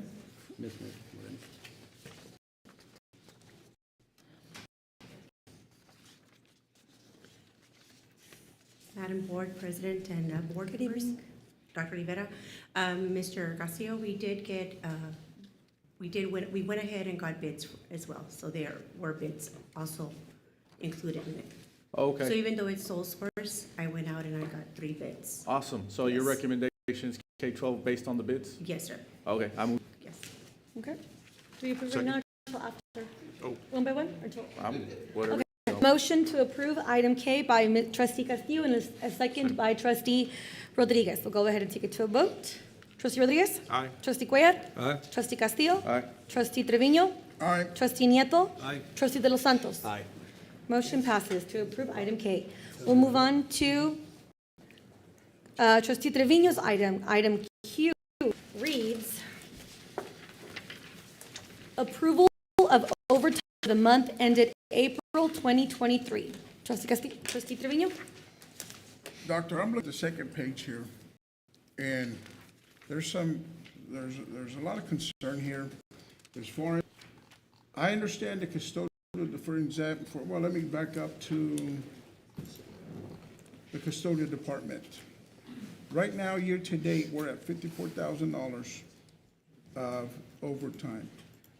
Now, I'm sure that's partly due to people absent or lack of custodians, maybe. I want to see if it is, obviously, we may need to hire more people. It's costing us, by this time, we probably could pay maybe 2 or 3 custodians with this amount. Mr. Marco, I think it's also activities, right? Yes. Basketball games, football games, things of that nature. Dr. Rivera, Madam President, members of the board.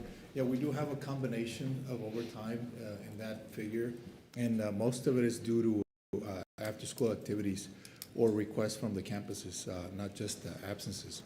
I guess I would say a minor portion of that amount is for absences, but most of it is due to after-school activities or any events that are taking place where the assistance is required.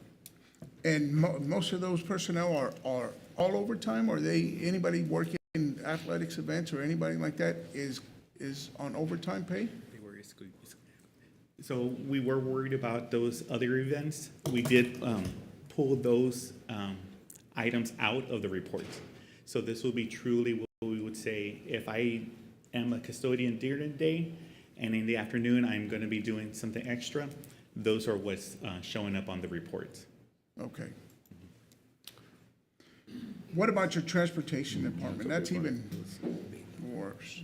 That's A lot the of same. a lot of trips. Yeah, we do have a lot of trips, and there's a lot of shuttle trips. So transportation personnel, they're 6-hour employees, the bus drivers. And so when we do have shuttles during the day, which means, we're taking students from, say, Kate to the high schools and so forth, those are shuttles. Or when we take kids to the aquatics, or to the pack for practicing and so forth, those are shuttles. That's already extra time that they're getting paid. So the overtime is really because of school activities. But would it be cheaper to hire more bus drivers? Because that's a huge number.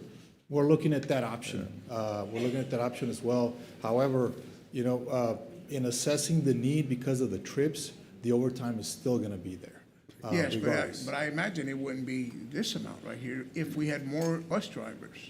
Well, the issue also becomes the shift. If we take a look at the trips, most of them are either after hours or during weekends and so forth, not necessarily during class or. But those are kind of, we know what those trips are, right? Because we have those events every year. Pretty much, yes. It's pretty much a set amount. We're So- up there. So, but I mean, well, I think what the problem is that districts across the valley, probably, especially with COVID, or especially with our economy recently, they're struggling with the individuals that are CDL licensed. They're licensed to drive a bus, and then so what happens is when districts try to hire bus drivers, they have to make sure that, like, in other words, we can't bring on more bus drivers and lower their hours because then they're going to move on. Exactly. So you have to deal with a certain balance within the, because I worked with transportation departments before. You have to work with a certain balance where you have individuals on there, plus you give them that overtime, or you know you're gonna have those additional trips on Saturday, Sunday, late night trips out of town for field trips, et cetera. And it's a balance so that they sustain a certain salary, so you don't lose them to higher paying jobs because they have a driver's license, it will take them elsewhere. So even if you did increase the number of bus drivers, you're still gonna now lower your staff because they're gonna have their hours cut, lower pay, and then they're gonna move on to the trucking industry. So yeah, it's a balance for transportation departments. what was the number again of overtime? Overall, it's $788,000.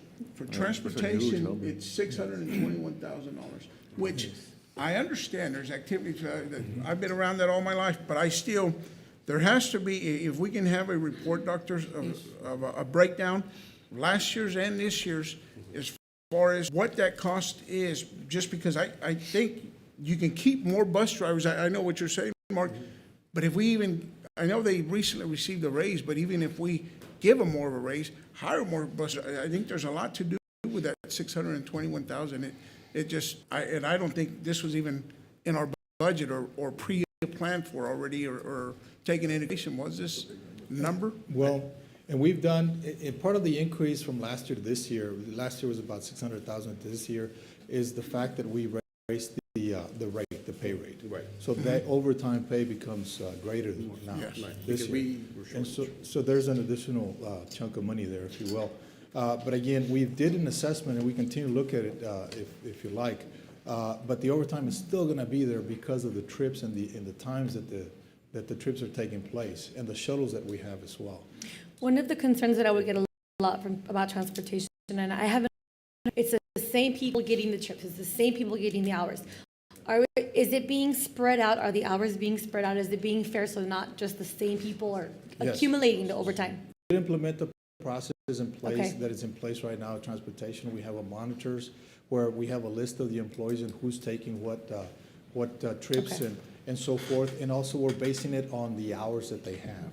And so if anybody doesn't have the hours that's pretty much balanced out or even with the other drivers, the other employees, then they're the ones that are up next. It's Okay. not just going down a list, but rather looking at the hours and who, if somebody declines the trip, then we just move on to the next person. That's good to And know so, that yeah, that's we in do place have already, that. because I don't think it was before, And but it's it's very in place now. transparent. Very good, Yes. Yeah. very good. I would also like a breakdown, Doctor, on how many of those drivers are actually exceeding the 40 hours? Because I'm aware that there's a lot of buses riding or driving late, for whatever reason. We're keeping the bus drivers longer than it needs to. So I want to know how much overtime is coming from that and how much overtime is coming from the extra activities after school. Okay. We'll get an update. A breakdown and showing the board a breakdown of maybe like a month or whatever the case may be of the categories, like he said, based on, because you have after-school programming. They dismiss late, so they're out on the roads and they're running late and they're running through high traffic time. So they're gonna take longer to get to destinations, drop off students. I think they do door-to-door, things like that. So those are a little bit different. Then you got athletics and you got all these different things. So I think maybe like a graph for the board members that are asking about this would probably really help all of us to understand kind of what the challenges are. Yeah, we've done the staffing assessment and so we come to the conclusion that we're really understaffed, and I know considering the budget and the financial situation we're in, we're being very of the situation.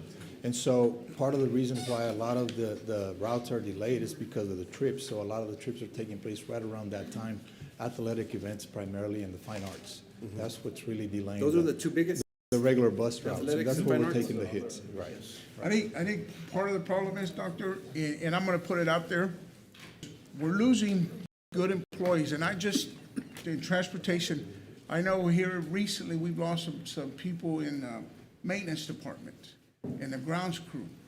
We're losing them to other districts, and we're losing good people with experience, because they're being mistreated, or they're being pushed, all the job duties are given to them while others just sit around and ride in a car, is obviously what I was told. So are we monitoring everybody's work level to make sure everybody is, I mean, obviously you have directors, obviously you have supervisors and so forth, but I don't know how well that's being monitored, because I do know for a fact that we're losing great people to other surrounding districts, just for the pay, just because of how they're being treated. So we need to make sure that everybody in those positions is being treated properly and with respect. I agree. And I think Dr. Rivera will follow up on that. You know, with We do follow a system where the school campuses are assigned to the technicians and to the employees. And so to make sure that whatever work orders come out of that cluster of campuses, it goes to those employees. And so we want to make sure that the work orders are distributed evenly and equitably. And so we'll follow up on that. Yes. And anyone being bullied, staff, they can come see me too. Yes. I'll listen. I'll listen and I'll act. Yes.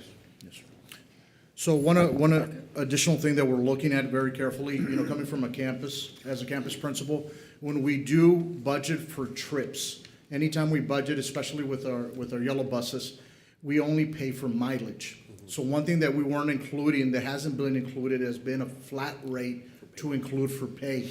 So that's something that we are working to establish and move forward with our principals, so they can also budget accordingly with those trips. We're looking at everything very carefully. I think once we establish the fixed activities that we have, that it's non-negotiable, we had to move those out of the overtime so we could truly see the picture for overtime. And that's what we're working on improving that process right now. So we are looking at it carefully.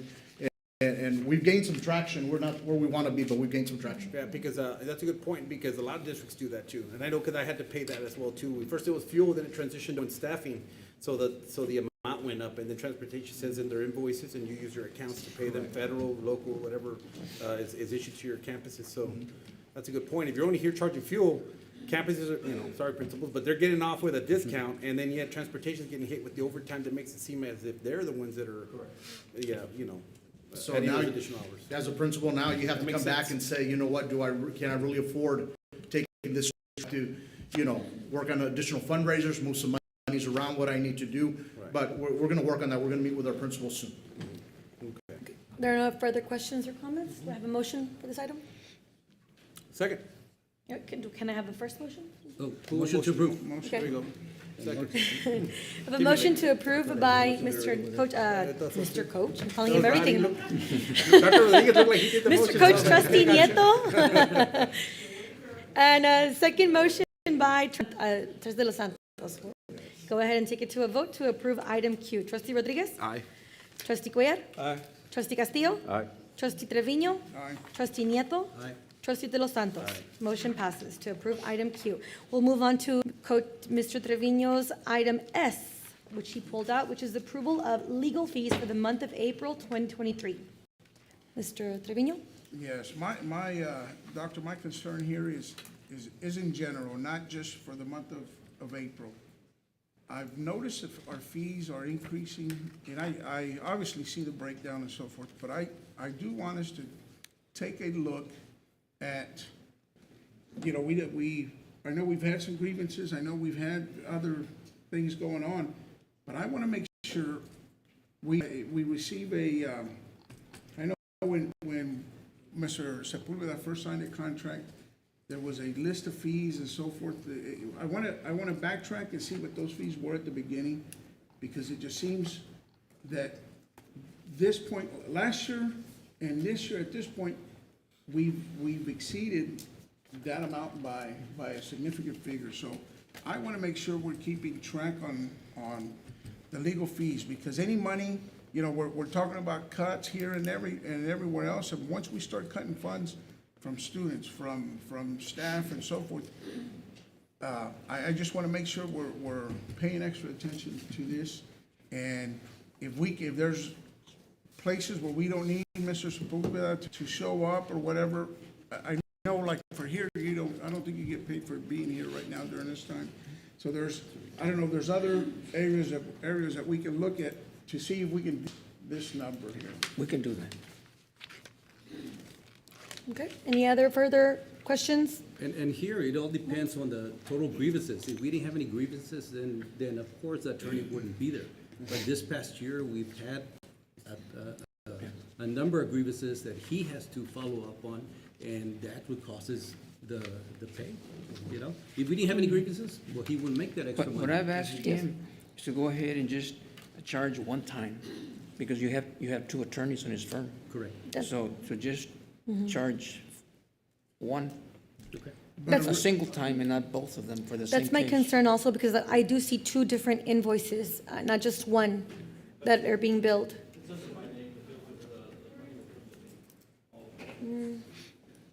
Not what I have here, but we'll can follow discuss it later. Okay, any other questions, concerns? Do I have a motion for item S? Motion to approve? Second. Okay, motion by trustee Nieto and a second by trustee De Los Santos to approve item S. We'll go ahead and take it to a vote. Trustee Rodriguez. Aye. Trustee Cuellar. Aye. Trustee Castillo. Aye. Trustee Trevino. Aye. Trustee Nieto. Aye. Trustee De Los Santos. Aye. Motion passes. We'll move on to item G. That is the one that I pulled out. Let me see, which one is it? Clerk ready? Oh, yes. The item is approval of innovative course to offer state elective credit to high school students, team sport officiating. And the reason why I pulled, it was just for clarification. I think this is a great thing that we're offering. It's an innovative course. We are offering another way to get credit, which is awesome. I totally agree with this.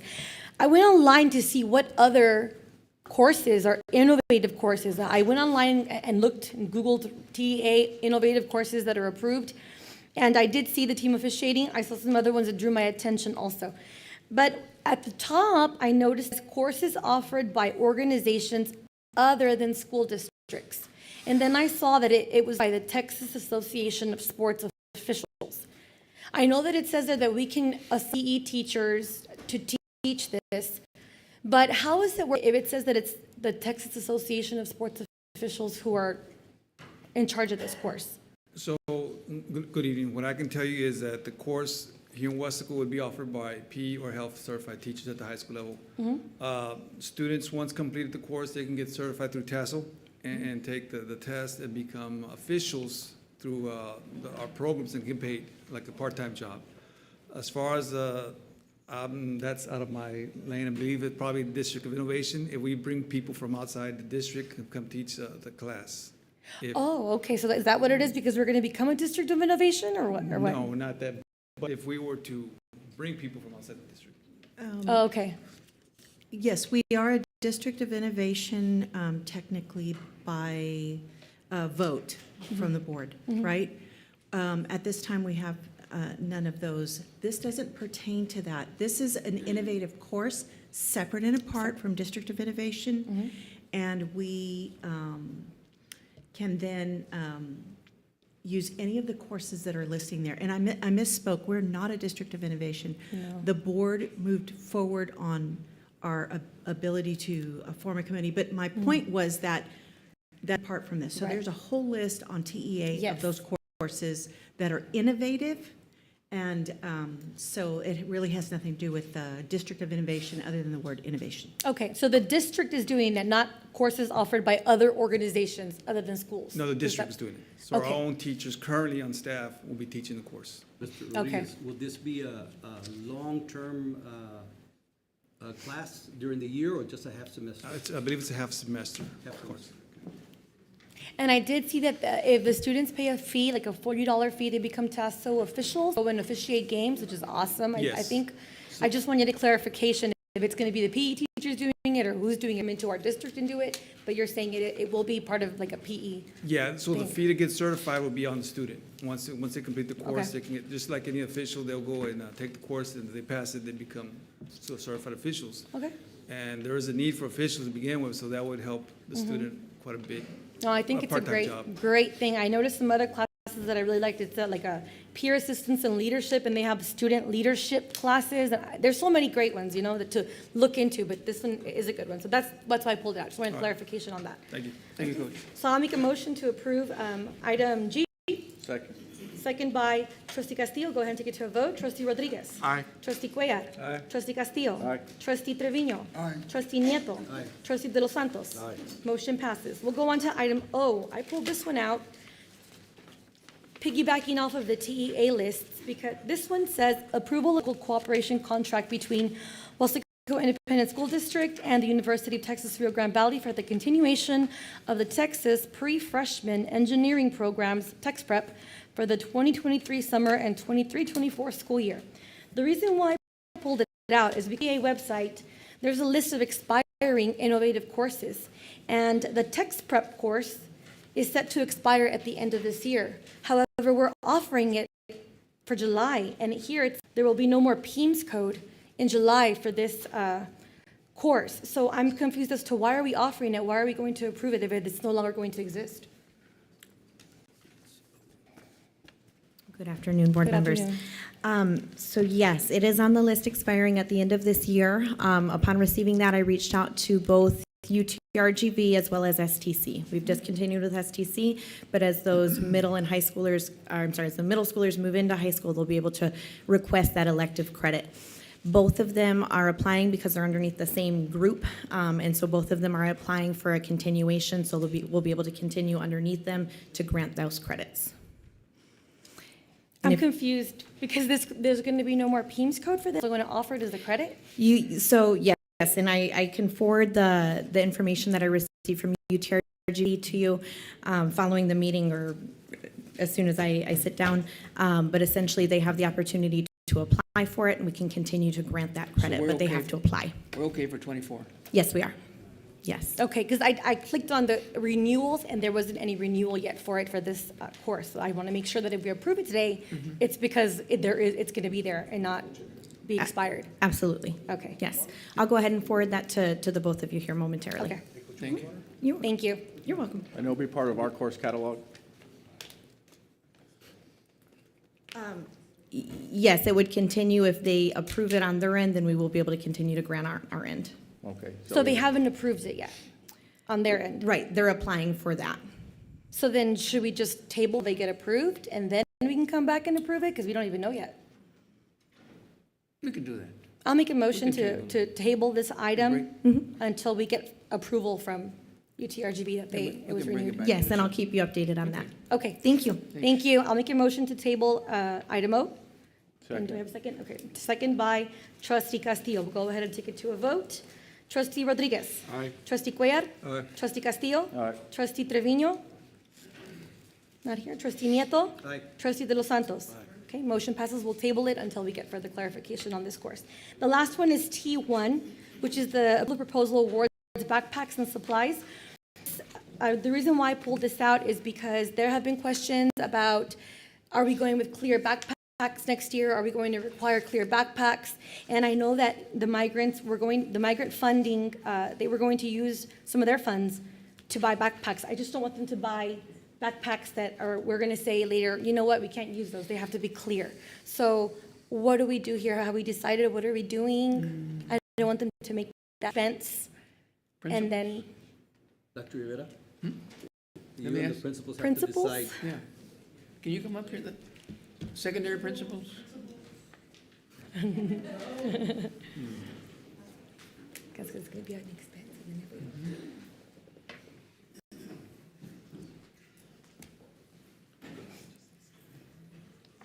We'll let you address the question. Clear backpacks is a discussion that's been had for years. I know since Uvalde and Sandy Hook, that is a discussion. It definitely increases safety. It's more difficult for parents. But as far as the safety measure is concerned, that's something that's been a discussion, so. I know, as far as, of course, Central, it's been a discussion as well. One of the things that's been said, okay, now what about athletics? We have duffel bags, what's gonna happen in there? And so all of these other questions come about, not only of backpacks, because now we have so many other necessity that kids need to take day in and day out every day, and what's gonna happen with that as well. So again, those are questions that are forthcoming as well. For us at KWES, it's been a conversation since the beginning of the year for clear or mesh backpacks. So we even kind of advertised that since the beginning, kind of preparing that it was encouraged for this year, but perhaps that next year it was going to be something Required. Dr. Rivera, what would be your recommendation with all years of experience, and especially with the COVID, you as superintendent, what would be your recommendation? Of course, from feedback from the principals. The clear ones? The migrant backpacks, correct? That's like through the Well, they're migrant going program. to, and there's Ms. Cardenas, because she's the one who's going to be making the expense to buy backpacks. And I don't want her to, I saw the list, and they were like assorted colors, they weren't clear. So that's why I wanted to. Yes, good evening, Madam morning. President, Dr. Rivera, Board. The clear backpacks was an issue that we had actually talked about before we put in the specifications. It was still kind of up in the air, so we just went with what we normally did. If we want to go clear backpacks, perfectly fine. However, it's going to delay the process a little bit because I'm not sure, Mr. Robledo, but I think it requires not necessarily going out for proposal again, but maybe negotiating with the company that is the only one that bid. But my understanding is that it will delay. So we get these products for the beginning of the year to use as recruitment to make sure that our families come back. And if there's new families, hey, migrants giving out backpacks, they're giving out school supplies, we want to make sure we get those families in. So if we want to get clear backpacks, we can do that. And I'm not legal either, but I think the best course of action or the recommendation would be if there's a way to approve just the school supplies. Can we get this to next month? That's the problem, Dr. Rivera. We won't be able to order in time for them to be here for when school starts. And So, I mean, I guess, are we going clear for the whole entire district next year? Well, that's what we're trying to figure out. They're Because- saying yes, yeah, 'cause probably. it's through the migrant program, and then you're gonna, if you're gonna make those clear, you know what I So- mean? You're gonna be, you're gonna Yeah. be, you know where I'm going with that? yeah, so we can, what I'm saying is, So we it's all or can, nothing. we can wait on the backpacks, but And there's just the school supplies. supplies issue. So is there a way that we can approve the school supplies and then we can wait on the backpacks? That's perfectly Motion fine. to approve the school supplies and wait on the backpack. Okay. Second. There we go. Yes. So as of now, it looks like we're probably going the clear backpack route. I wanted to look at item O again, though, because I know we voted, but I just wanted to clarify, for clarification. Item O, the text prep. Now, I know it was tabled, but those kids will still be able to go, it's an academic enrichment program, right? So it's still an experience, it's still an educational opportunity. Even though we tabled that item, but those kids will still be able to, in summer, they're still gonna. If we're the gonna course move is forward? offered, I don't know if the course is offered, it expires at the end of the school year. Is it being off, where's the lady? Okay. According to the TEA list, it expires at the end of this 23 school year, so. Well, but the school year, So hopefully they renewed it. well, what I'm saying is I don't want to table it and then those kids don't get to go to that sixth. Right. I mean, all that is we'll see what happens and how it falls out of place, but I don't want to table it if these kids miss this opportunity. Does it affect that? Well, that's what we're gonna find out. No. For them to be able to go in the summer? Like If we table tabled it? that means they can't move forward, right? Because this is part of them attending summer. But we tabled it, that means they're gonna miss the starting date in June. I'll make a motion to reconsider item O. Second. Okay. Well, but we're still on item, we haven't even gone back to that item still, we're still on item T. Oh, I thought we voted on it. voted No, on we that. Oh, we haven't voted. Item We T. haven't voted. You guys are getting ahead of me here. Sorry. And Dr. Sid will call you up just right now after item T. So now that we know that we're going to be clear backpack route, we're only approving the supplies. Motion by Trustee Castillo and seconded by, I forgot, Trustee Nieto. Go ahead and take it to a vote. Trustee Rodriguez. Aye. Trustee Cuellar. Aye. Trustee Castillo. Aye. Trustee Trevino. Aye. Trustee Nieto. Aye. Trustee De Los Santos. Aye. We'll go ahead and go back to item O to get some more clarification.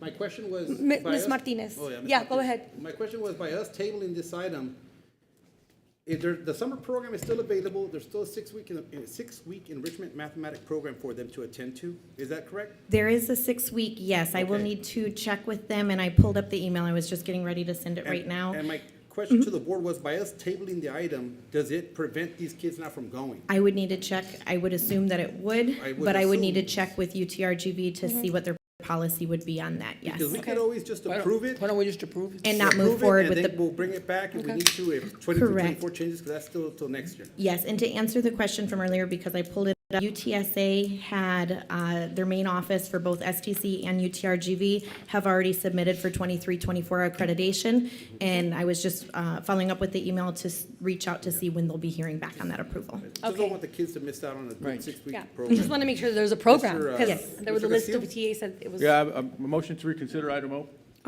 Second. Thank you. Dr. Sid, did you have something to say? You're going up to the podium. Yes, good evening, Madam President, Dr. Rivera, and members of the board. I just wanted to add that when it comes to the innovative course, yes, the text prep is expiring, but when it comes, basically what it means is that we are not going to be, so there are certain kids who are part of that cohort for text prep. They're in it for 4 years.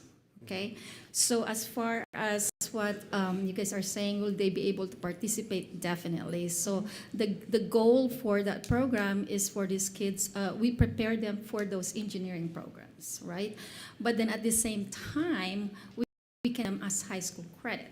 So if they're not being renewed as innovative course, then the students can still participate in that program, but we cannot count them for high school credit. And that's the whole point. We want them to get their high school credit. Right. So that's why it needs to be renewed as an Correct. innovative course. Correct. And how many slots do we have available? I believe you had 42? 42 children. 41. So how many attended last year? Approximately out of the 42 or 41? And Can we vote on the reconsideration, just so we can be Last Robert year it Rules of was- Order compliant? Oh, Right. Go ahead. We already voted? We already made the motion? Yeah, but we need to vote on it, so it could be back on the table. And Yeah, then- he made the motion to put it back on the table, so we have to still. Yeah, I don't even vote know on that what our and then motion was continue. anymore. We already to talked re- so much. To reconsider item O. Okay, well, before you talk, we're going to vote to reconsider item O. Take it to a vote. Trustee Rodriguez? Aye. Trustee Cuellar? Aye. Trustee Castillo? Aye. Trustee Trevino? Aye. Trustee Nieto. Aye. Trustee De Los Santos. Aye. Thank you. Motion passes to reconsider, and now we can speak about it. Thank you. I can get the exact number, but I think it increased around 10 to 15 from last year. However, we closed down STC text prep. It was just more cost-effective per successful student to go with UTRGV, so that's why we made that change. UTRGV accepted any students who wanted to transfer and attended the parent session. So we saw that number increase, but we decreased our cost with STC. Okay. Make a motion to approve. Second. So we have a motion by Trustee Castillo and a second by Trustee De Los Santos to approve item O. Go ahead and take it to a vote. Trustee Rodriguez? Aye. Trustee Cuellar? Aye. Trustee Castillo? Aye. Trustee Trevino? Aye. Trustee Nieto. Aye. Trustee De Los Santos. Aye. Motion passes to approve item O. And that is all the consent agenda items that we had pulled out, so we'll move on to item 10, discussion items. A, first reading of revisions to policy EIE local, academic achievement, retention, and promotion. Information, this is the first reading, and no action is needed. Do we have any discussion on the item? When will it take effect, Doc, if it gets approved? For the second reading? No, but Next like, what class, what cohort? Okay. Dr. Rivera, Madam President, trustees. So we're looking to take this for the 23-24 school year, and what we're looking at with the revision to EIE is our promotion policy at the lower grade levels as far as how it entails reading levels right now. Okay, so if it passes, it goes next year.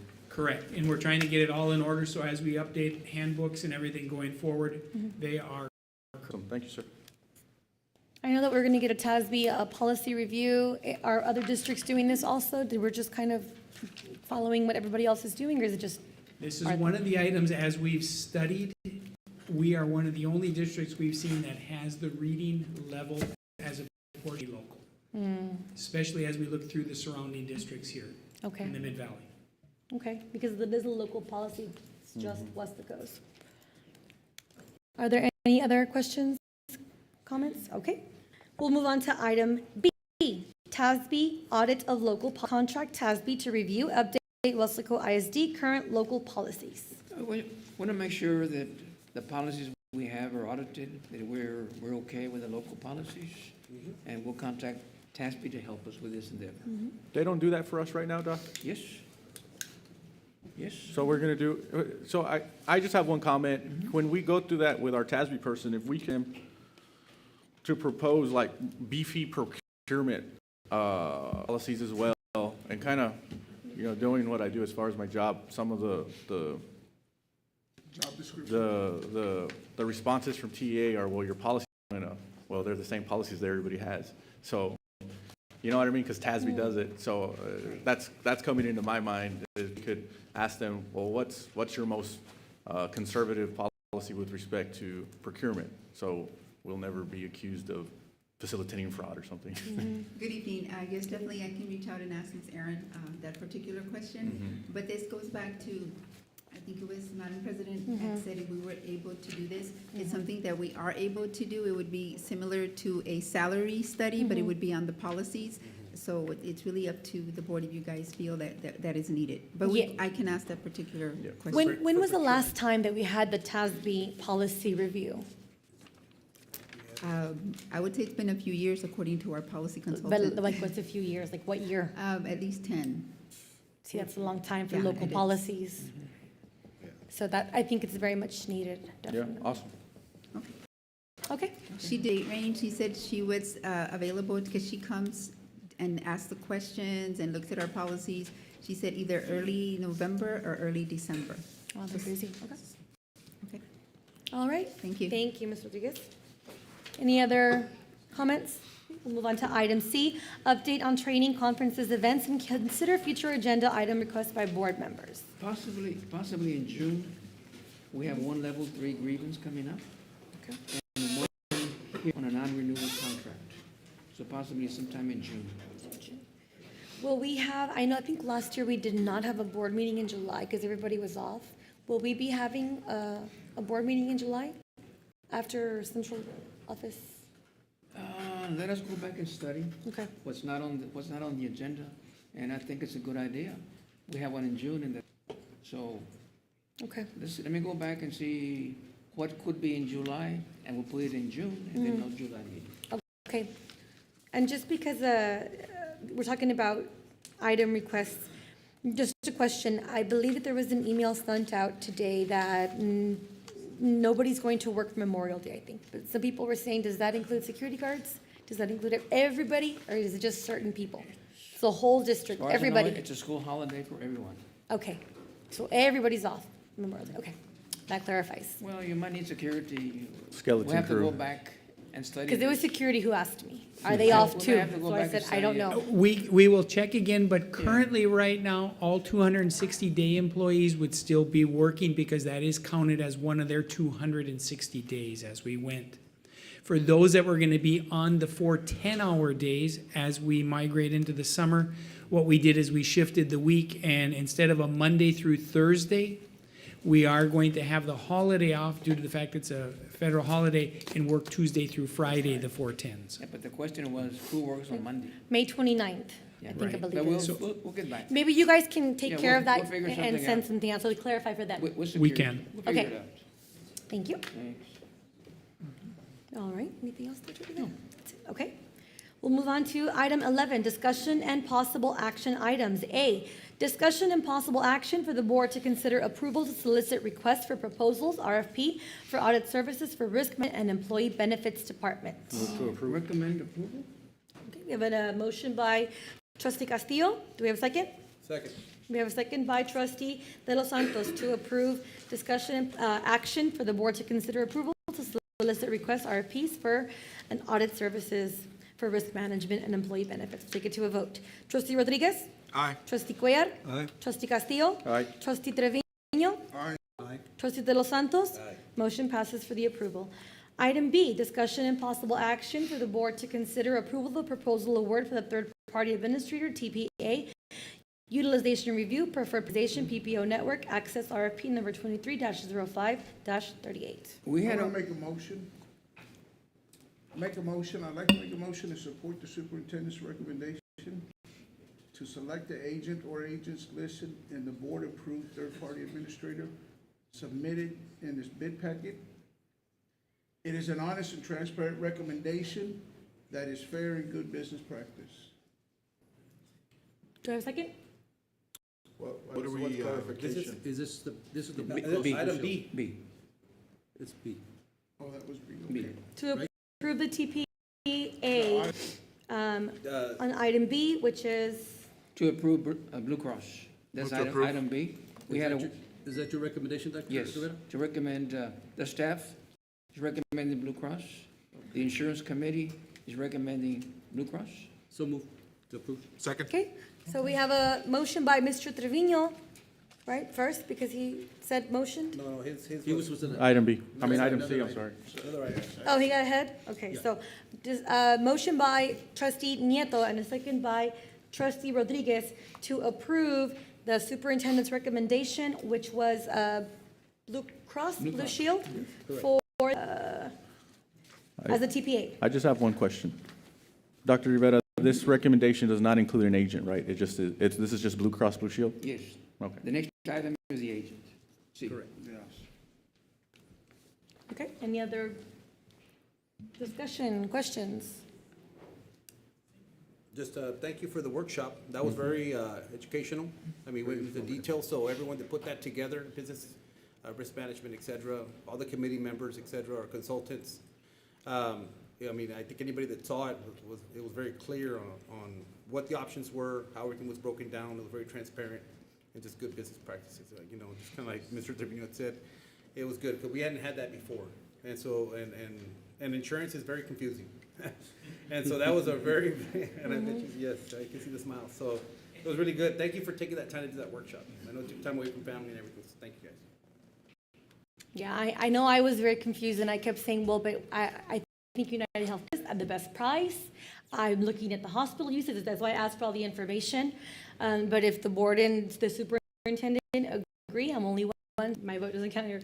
So we'll go ahead and take it to a vote because. I would like to see if there's any in the future. I know you guys made a lot of effort coming over here and so forth, but I would like to see if, you know, one of the reasons why was because obviously our local hospital is not on that, and that's a big reason.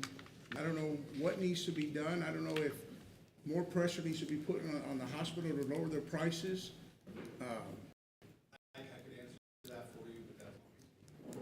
I would like you to answer that, Yes, sir. sir. If you can please come to the podium. Yeah, I mean, that's, you as a self-insured customer are free to actually negotiate a direct agreement with them. And we will honor and install and implement. Now, when you said direct, what did you say again? Direct? You are free A claim to rebate. negotiate a direct agreement with them to have them be in network. Right. Yeah, that's completely up to you, so that would be my recommendation. But for definition of, so everything's listening, the rebate you're discussing is actually what they charge, what they will charge, right? Negotiating more or less. Yeah, charges. the local hospital and our provider relations department are unable to come to an agreement as to an appropriate contract. I just stated that at the workshop. I just Right, but wanted the everyone school, listening the to- board is free to negotiate directly with them, and then we will install, honor, and pay claims as per that contract. It's called a custom provider network, and you're free to do that. Okay. So, Appreciate you for that information. Did you let our people know that? Or are you just telling us that the first time? No, he told us at the workshop. Yeah, he said that. He said it at the workshop. I just wanted him to repeat it so everybody kind of understood what he was saying. Not everybody was there.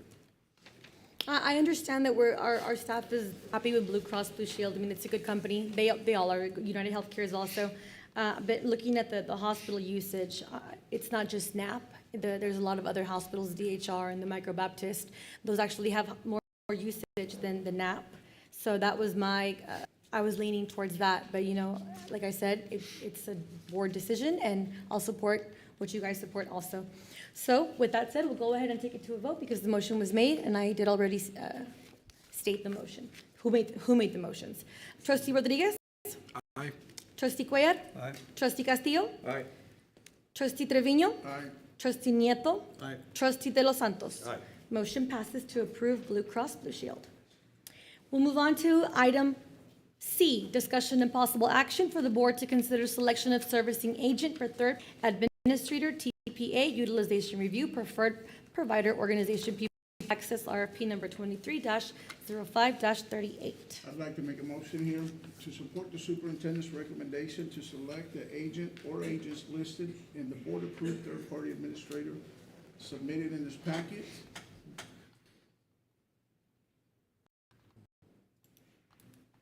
And that's Jeff Everett? Yes. I second that. Okay, so we have a motion by trustee Trevino to select the servicing agent TPA, which would be Jeff Everett, and we have a second by trustee Cuellar. We'll go ahead and take it. I have Oh, point for, of clarification. yes, sir, sorry. So as far as the, I guess that recommendation, so I know we have 3 incumbent agents right now, right? Correct. So it's Jeff Everett, Charlie Tamez, and Ivan Ortegon. So if we go with this recommendation, the other 2 are going with Jeff Everett?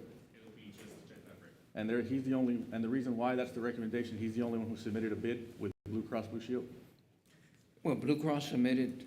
Or as- Blue Cross as Blue submitted Shield him submitted as his agent. name? Yes. That's correct. How the superintendent explained. Okay. So we're approving Jeff Everett today, Yes.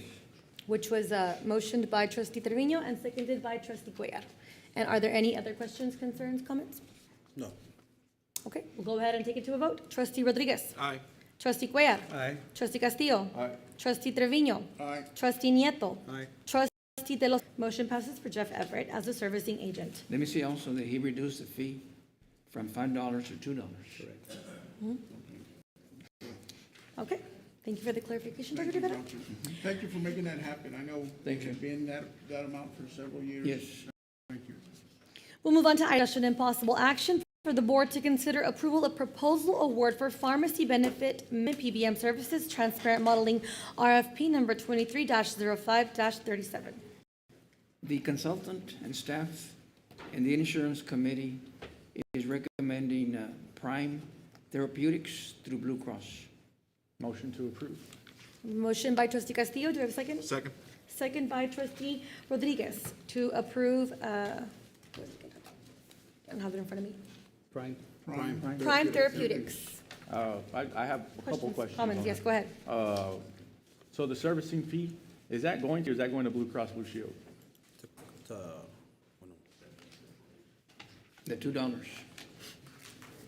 Or yeah, whatever it was, I don't remember. Isn't that the number. administration fee? I don't think That's they the have. administration they don't- fee for Blue Cross. It Yeah, goes to the Blue fees.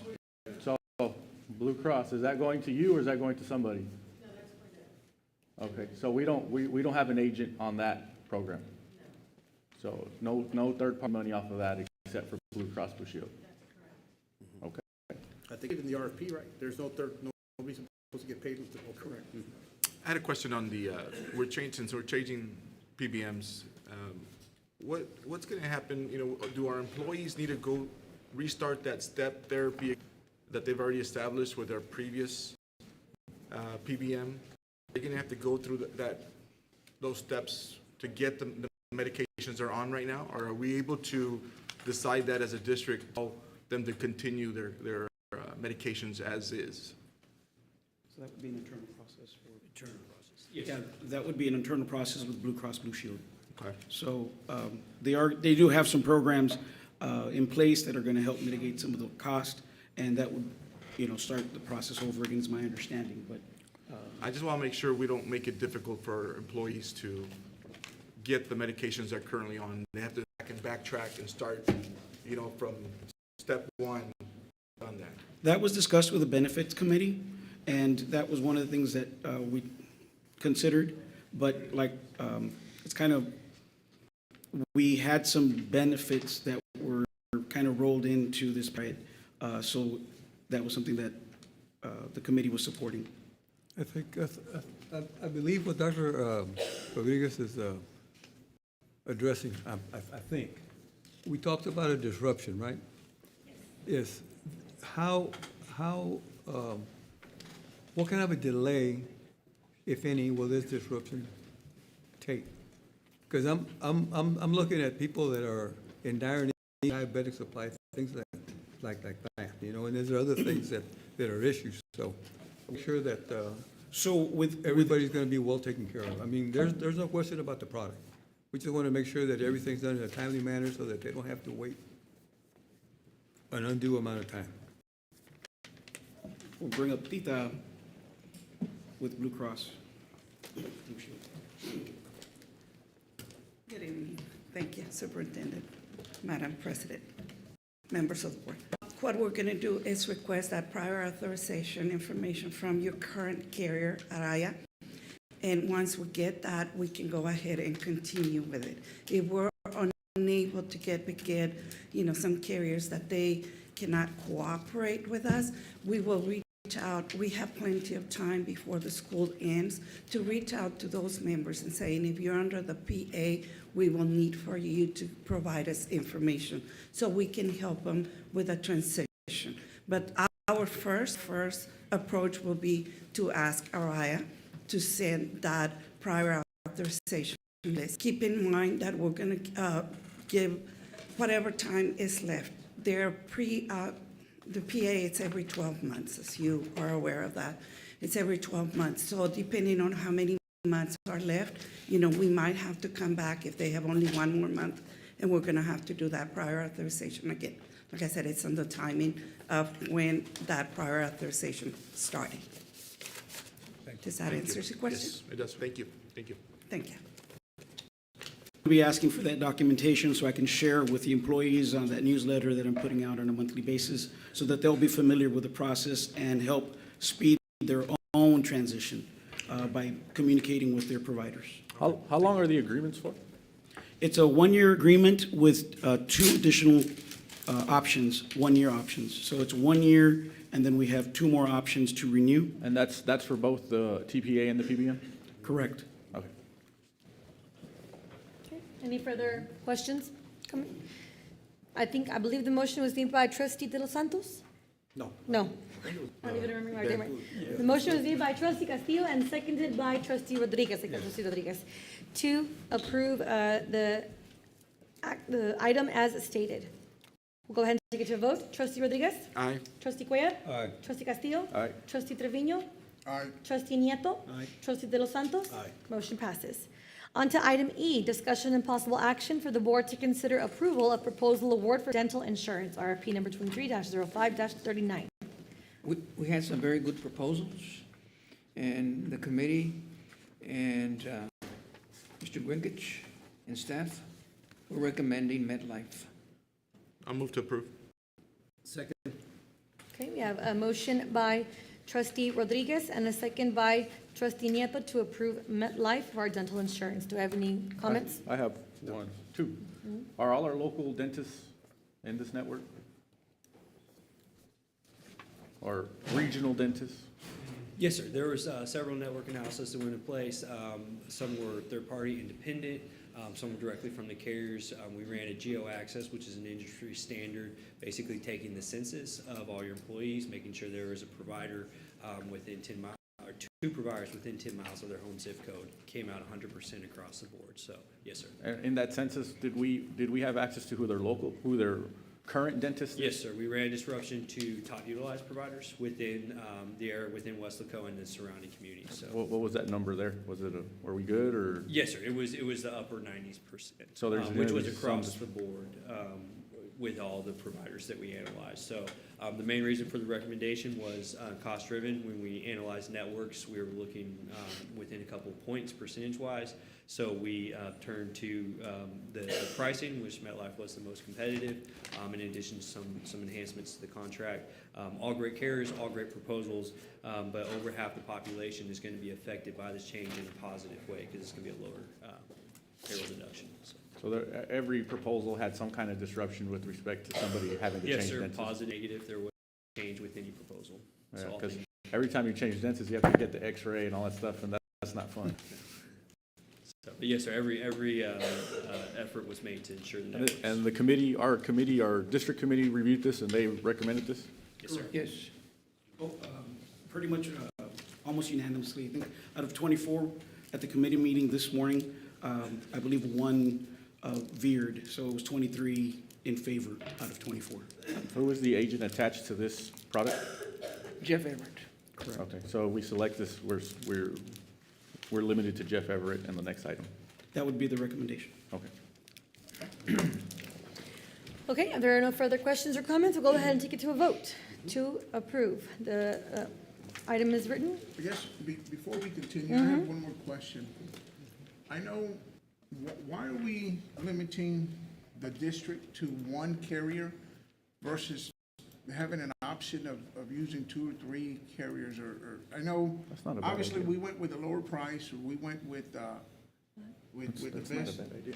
But why are we telling everyone, hey, you can only subscribe, or you can only seek their services? You can't go off and use somebody else. This is paid through the district, isn't it? Isn't Yes. This is. District paid for District it. paid for Pay two different. it's not voluntary. Voluntary is where they have a choice to choose who they want. So this is a district benefit to our employees. Oh, excellent. And so So we pay for it. for the employee only, the district does pay 100%. Right. Now, if I want to have Your son, own- my okay, kids, no, that Self-funded. explains. Right.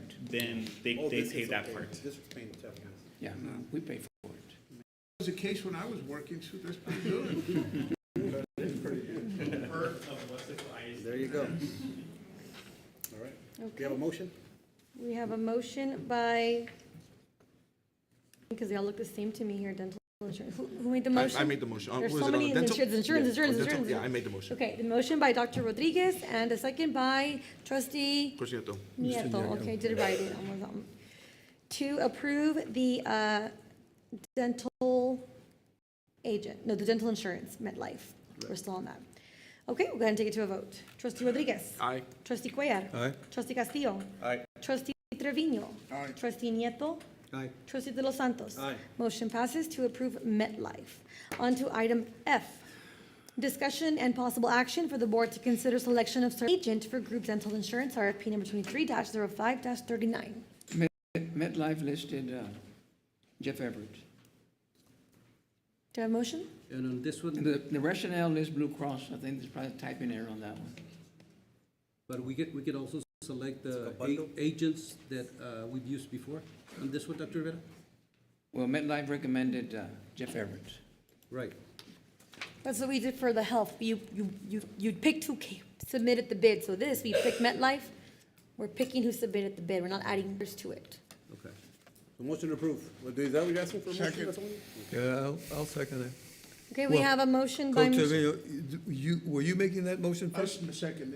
Okay, so. okay, so a motion by Mr. De Los Santos and a second by Mr. Trevino to approve Jeff Everett as the servicing agent because he was the one who submitted the bid with MetLife Dental. And no other agent was on there? And that's now question, that opens it up to questions, comments. I just have a comment. Next year, Well, I mean, why? Go ahead, go first. my question is, next year, could we separate the bids? So, the district's not limited just to who is with that carrier? If that's a direction that the board would like to take, yes. I would be interested in that. I know, because there's multiple local agents here, and, I think all of them should have a chance. So at the time And they get kind of limited out if, say, like Blue Cross Blue Shield does not include them in the bid. So I know some districts split it up, where they just bid the TPA and all these other products separately, and then they bid out the servicing agent separately. Yes, sir, that would be one route. Another route would be to ask on the proposal to include other agents as well. Normally we select additional agents, in a given situation like that, like we've had here. We had Mr. Everett, and then we had 3 other ones that were were agents for that particular area. Mm-hmm. That's why it says here that selection of agent or agents. That was That's what RFP we written. thought, but during the workshop is I'm when sorry? it was I know spoken that about. the RFP for the medical submission said that, I asked for it because I know that that was a discussion or topics that people were talking about, but I asked for it. The RFP proposal said that the companies were supposed to submit their bids. There was multiple pages of information they had to submit, and then they had to submit the servicing agent for their proposal. Correct. That was on the RFP for the medical. What was the RFP for, what did it state for the, what are we talking about? Dental. Dental. What did- what- I don't have the RFP of, that went out before, someone asked David. So in the package for the RFP, we did ask, is there a servicing agent? And if there is one, please share Right. with their Yeah, they had to commission. submit their information. I read that in there because I know everybody was talking about it, and I'll be honest, there is so many great people in our community. There's so many great agents, so many great companies and all that. I don't think the board should be approving. I really don't. That's gonna be my own 2 cents. I don't really think so. Obviously, the staff is proving. I know that we're voting and I hear it, it kind of irks me because we did vote for Blue Cross Blue Shield because the staff voted for that. That's what they wanted, that's what they got. And there was other concerns, and they brought up good points about United, reaching out, talking about getting NAP in there, et cetera, a lot of great things. Then we move on to, well, then we're approving the agent because, well, technically, we didn't approve the agent. It's the staff that did. They chose the best product, and that company that submitted that bid, Blue Cross Blue Shield, are here. They submitted their proposal with that individual. So my question, because I'm still learning, but I'm kind of curious, is that I know any agent can submit a company, right? That's the case. Blue Cross, United, et cetera. Is that true? Any agent can submit a company's proposal? From what I have seen is that there is a relationship between the agent with the provider. Okay. Or the carrier. And does the carrier that works with a preferred agent give that agent different rates than they would another agent maybe in the region that wants to move their product? She says no. No? They're all the same. Okay, so it was just their choice. It was their choice to work with that individual, and there's some type of relationship there. That's what caused that submission. So. Can they get clarification from Miss, I forgot your name, ma'am, I'm sorry. Yeah, well, yeah, exactly. To Why see how does it come about where Cross was chosen, but you came with the agent? So how does that Why work? weren't the other incumbents there? That's a Okay. question here. First of all, again, I'm Tita with Blue Cross. Thank you. The Well, proposal. congratulations, by the way. And thank you, and I was gonna thank you all for the trust that you had placed on us to provide the health insurance for your employees and their dependents, and that's what they elected. Now, getting back to the agent, on the RFP, it specified in there, it's. Right. So I went ahead, an agent, meaning what, we went ahead and we included that agent. We listed other agents, and as you may recall, during the workshop, I said, the agent, it is at the board's discretion. We do not assign, as well as the servicing fees. You listed other agents in your bid? Yes. Those weren't presented to us. Actually, the agents are here on one of the forms that you have. No, yes, Only but one. they only have one on there, on Oh. Blue Cross Blue Shield. The first one. Yes, on the dental, they have several. Oh, the dental? Well, on Aflac, but not, I didn't get a chance to see not MetLife. So, look, this is my main concern here, right? Yes, sir. Because we're gonna go toward a bond, right? And we're gonna talk to our community, we're gonna talk about transparency, fairness, and also stretching their dollar. Every single dollar that they give us, because it's coming out of their paycheck, we need to make sure we are staying competitive. The whole thing here is being competitive. So, as we learn more about, now we're getting more in depth. Before, I've been here 2 years, and this is the deepest we've gone so far, right? And it's great, because you're learning. And the only thing is, we don't wanna lose our competitive edge, and we wanna make sure that we're getting the best bids. And I don't wanna monopolize a industry or a service within then at the end of the day, the taxpayers get hurt. Yeah. And that's my main point here, is to make sure that taxpayers don't, because we have a lot of work to do here. There is a lot that we need to fix for our students, for our kids. And so, that's why I wanna know, what's going on with these agents and whatnot, because we're gonna move from insurance, and we're gonna go into construction, and then granted that the district sees the need and the community sees the need in the bond, we're gonna be dealing with a very large amount of money, and a lot of different individuals, like as far as our, all the different things. So we don't lose any competitiveness when it comes down to agents. That any person can beat you to the punch and say, hey, we want to submit your bid to WISD, and we're still gonna see the same numbers, the same prices, the same services, et cetera? That is correct. Okay. They're agnostic on who the agent is, but I want clarification, because you said you listed multiple agents in there, and he's saying you didn't. They didn't, we listed one and we should have included a page. I submitted a page to our proposal unit with all the agents, and I even went ahead and collected from every agent all their information on the licenses. So did we have that information or not? So there's more agents. The original proposal only had one.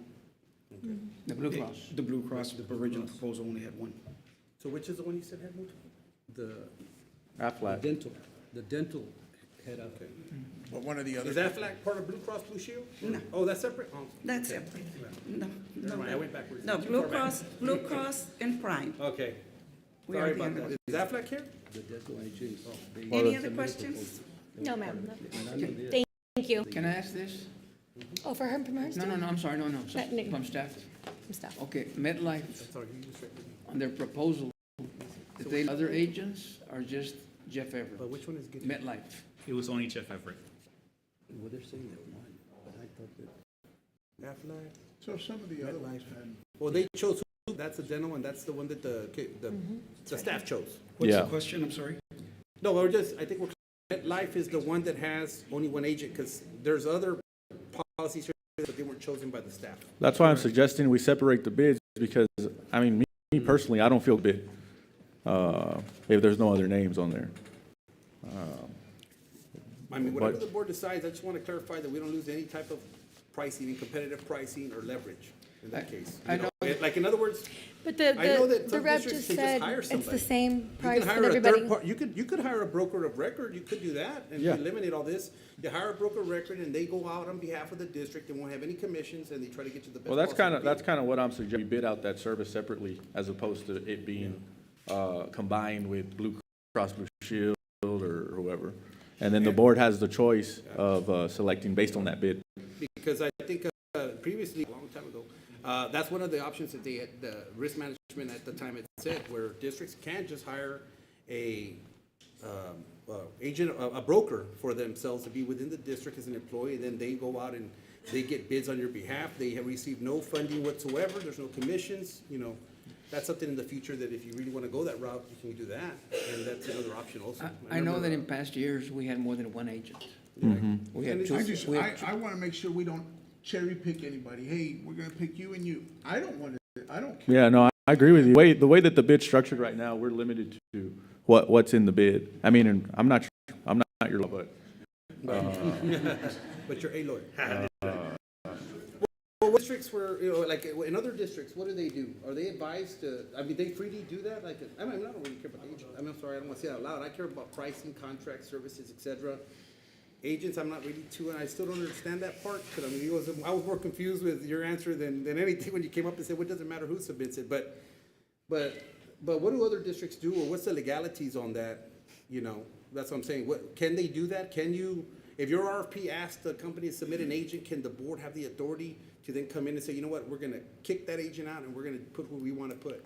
I wouldn't, because it's part of the pricing. Huh? I wouldn't, because it's part of the pricing. Because they're submitting fees, that's what I'm saying. So how do you do as a board to say, well, at will, kick agents out that are submitted within the proposed fee? In my opinion, it would be two separate bids. Yeah, and I think he's right, you know, going in the broker status, that might be for the future something the board may wanna look at, and you eliminate all the issues of agents and this and that, because it's hard to choose as a board all the individuals that are out there, they're all great. And then this RFP, the way it's written, causes issues for some people, and they can all be avoided by taking a different route. So I guess that's something to look at for the next year or the future. How long is this contract for? Is 1 year? Everything's 1 year. So next year, Two-year option. With the two-year option, so when it's time to renew, one of the presentations is going to be accept the renewal as presented or go out for an RFP if that's the direction of the board. And that's after reviewing performance and everything, right? Correct. Correct, okay. Okay. And then we can also look at that time within that year, whether we want, the district's interested in just hiring a broker, and then they go out on your behalf and submit, and reach out for companies like, So it's, I mean, Blue Cross Blue Shield said obviously that they're willing to just do business, so That's another option you can look Now, at too. and now eliminate something that we also want to look at, you know, Multiple options. before you go out and do a lot of things, once you establish with the pharmaceutical stuff and whatever, having to start all over again and then change and start all over again is something that we want to try to avoid if you're getting a very good product. We don't need to disrupt anything like that, Right. so that's just my opinion. But I know, and then there's I received a call today, and I know we have people with that go to MD Anderson and so forth, and if we would have gone with United Healthcare, there wouldn't have been a lapse in coverage or anything like that. They still would have been able to receive services or what have you, their treatments there at MD Anderson. So the disruption sometimes is not as, I think it's more of a fear factor that we may have, or you know, employee, staff, or whatever, more than what it really is. I mean, we're dealing with I mean, people change insurance sometimes when you go from district to district. So when we say disruption, it can be a positive disruption, it can be a negative disruption. So disruption kind of gives a bad connotation. Yes. We want to use the word change, right? And people are resistant to change. It's, you know, to get, you know, that first couple of steps in the process of change can be pretty scary. And that's the bottom line. We try to minimize that as much as we can. But like Ms. Sustaita said, both companies, all companies are really great. Yes. It's what the employees wanted. Everything was presented to the employees. And, you know, we're in the business of caring. We're in the business of building people, educating students, and taking care of our teachers.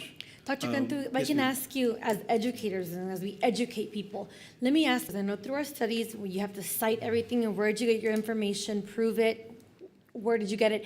When the committee gets together and talks about insurance, are they given data? Are they given numbers? This is how many people go here, this is how many claims are here, this is the utilization, or do they just kind of, well, Not we've done, so sure. this is how I like it? Or did they have numbers in front of them on I'm sheet? not sure what has happened in the past. Uh-huh. My plan, when I meet quarterly, because my plan is to meet quarterly, not once every 3 years with our benefits committee, I will be meeting quarterly. My item, as much information, be as transparent as possible.